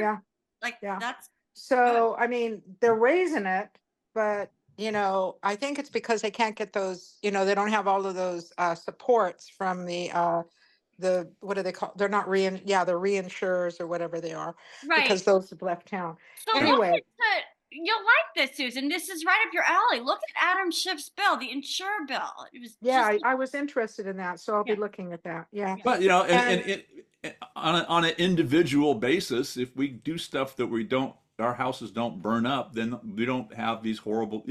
As individuals, we can all do better to prevent these catastrophes. Because if there's a catastrophe, insurance rates are going to go up. It's just right. But it's going to take 10 or 15 or 20 years to prove to them, to build up the history of no fires for them to begin to have faith in everything we've done. But that's why. But at the same time, I wanted to mention that, there was a letter, I think it was in 2022. I'm not sure if I got it in 2023. I mean, I passed the fire inspections, which, believe it or not, they don't come out to every home. There's a certain kind of list, which is unfortunate. But they do come to my home. And I got a letter, which I've kept, and I used it in my, for reapplying and whatever. I don't know if it was my homeowners or FAIR plan or whatever. I used it as evidence for my, Max Kramer knows this better than I do, but that's who I work with, for evidence that I had met the brush clearance and tree clearance and all of those requirements for the counties, for the fire department. And that was a letter from the fire chief. And at that time, I think it was Maroney, who's now still the fire chief. So it was either 2 years ago in 2022 or 2023. And it was a letter to me at my house that said, thank you very much. You have complied with yada, yada, yada, yada. And I had never received a letter like that in my life. So I was wondering that if the fire department and the chief are continuing to send these kinds of letters, instead of saying you haven't complied, sending the letter that confirms that you have complied with the fire department standards. So I don't know if there's anybody left here on the Zoom in terms of fire department, which would be the ones, but it came out from Chief Maroney a year or two ago. Wow. Has anyone else gotten that? Wow. It sounds like a good thing. I haven't gotten any letters pro or con. You just get the one brush clearance notice. And No, I got a letter from the Wow. chief saying, Oh, yeah. "Wow, you did Well, this. You're well, that's a compliant." good. A love letter. Yeah. Yeah, I loved it. Okay, great. No, that's interesting, Susan. I'll follow up on that. I'm curious about that. But Thank we you. do want to wind down before we just get cut off. So I wanted to take a moment to basically just say thank you to everyone. If you have any questions, you know who to follow up with. Ryan's put all his info in the chat. Ryan, amazing. A++, like absolutely excellent. You just Happy to do it rock. anytime, And I any love those place. musical references. Excellent. Okay. Well, thank you everybody who showed up. As always, you guys make this community great. You inspire us all to work really hard to Oh, try wait a minute. Dorothy has a raised hand. What happened? Hi. You know, I Dorothy has can't a get I got a new computer and I can't get my video to work. But I really enjoyed this presentation. I think my house is pretty good, except I got to get rid of the mulch and put gravel by the side of my house. But I just wanted to congratulate Susan Nisman, and Susan and I are both now on the Central Committee of the LA County Democratic Party. And I know so we're here to serve. I mean, I always considered myself, I've been your rep and been elected for many, many years. And I just want you to know, if you have a problem that you think any government agency can help you solve, you need to call me or call Susan. We have direct lines to a lot of people. We can get through and we can get you help. We got help for getting the road open.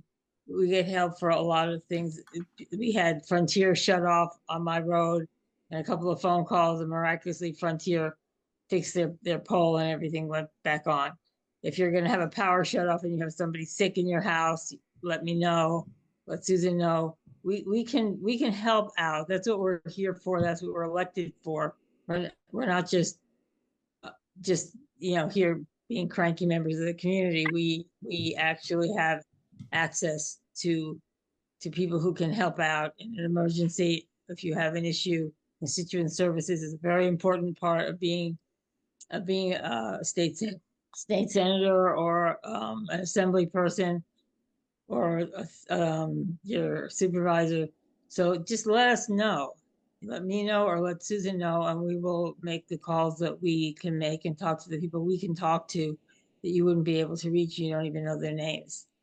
Dorothy, you said the organization so quickly, but this is the Progressive Democrats of the This is actually Los Angeles County Democratic Party Central Committee.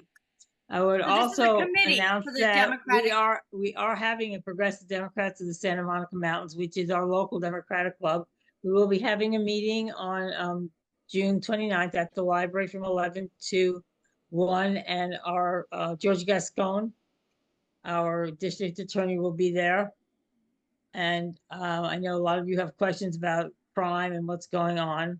And there's been a lot of lies and a lot of misrepresentations of George's positions and what he's done, because he kind of walked into a booby trap. All right. We don't want to get too far down a separate road. We want to wind down the meeting for people. All right. So, but anyway, if you want to meet George, if you want to have questions about crime, yes. I'm going to see if I can get Jackie Irwin there, Alan Minsky from Progressive Democrats of America, the chair, the executive director. He will be there. She's running for what election we're this year. doing She's highly to motivated. elect Democrats and elect good progressive Democrats. Excellent. Thank you, Dorothy. If you need her, just put your information in the chat and we'll send it out. All right. Time to wind down the meeting. Yeah. You want to go ahead, and we're going to sign off now. Just Breet and Stacy, our hosts. 45 minutes. All right. Fabulous. Okay. Bye, everybody.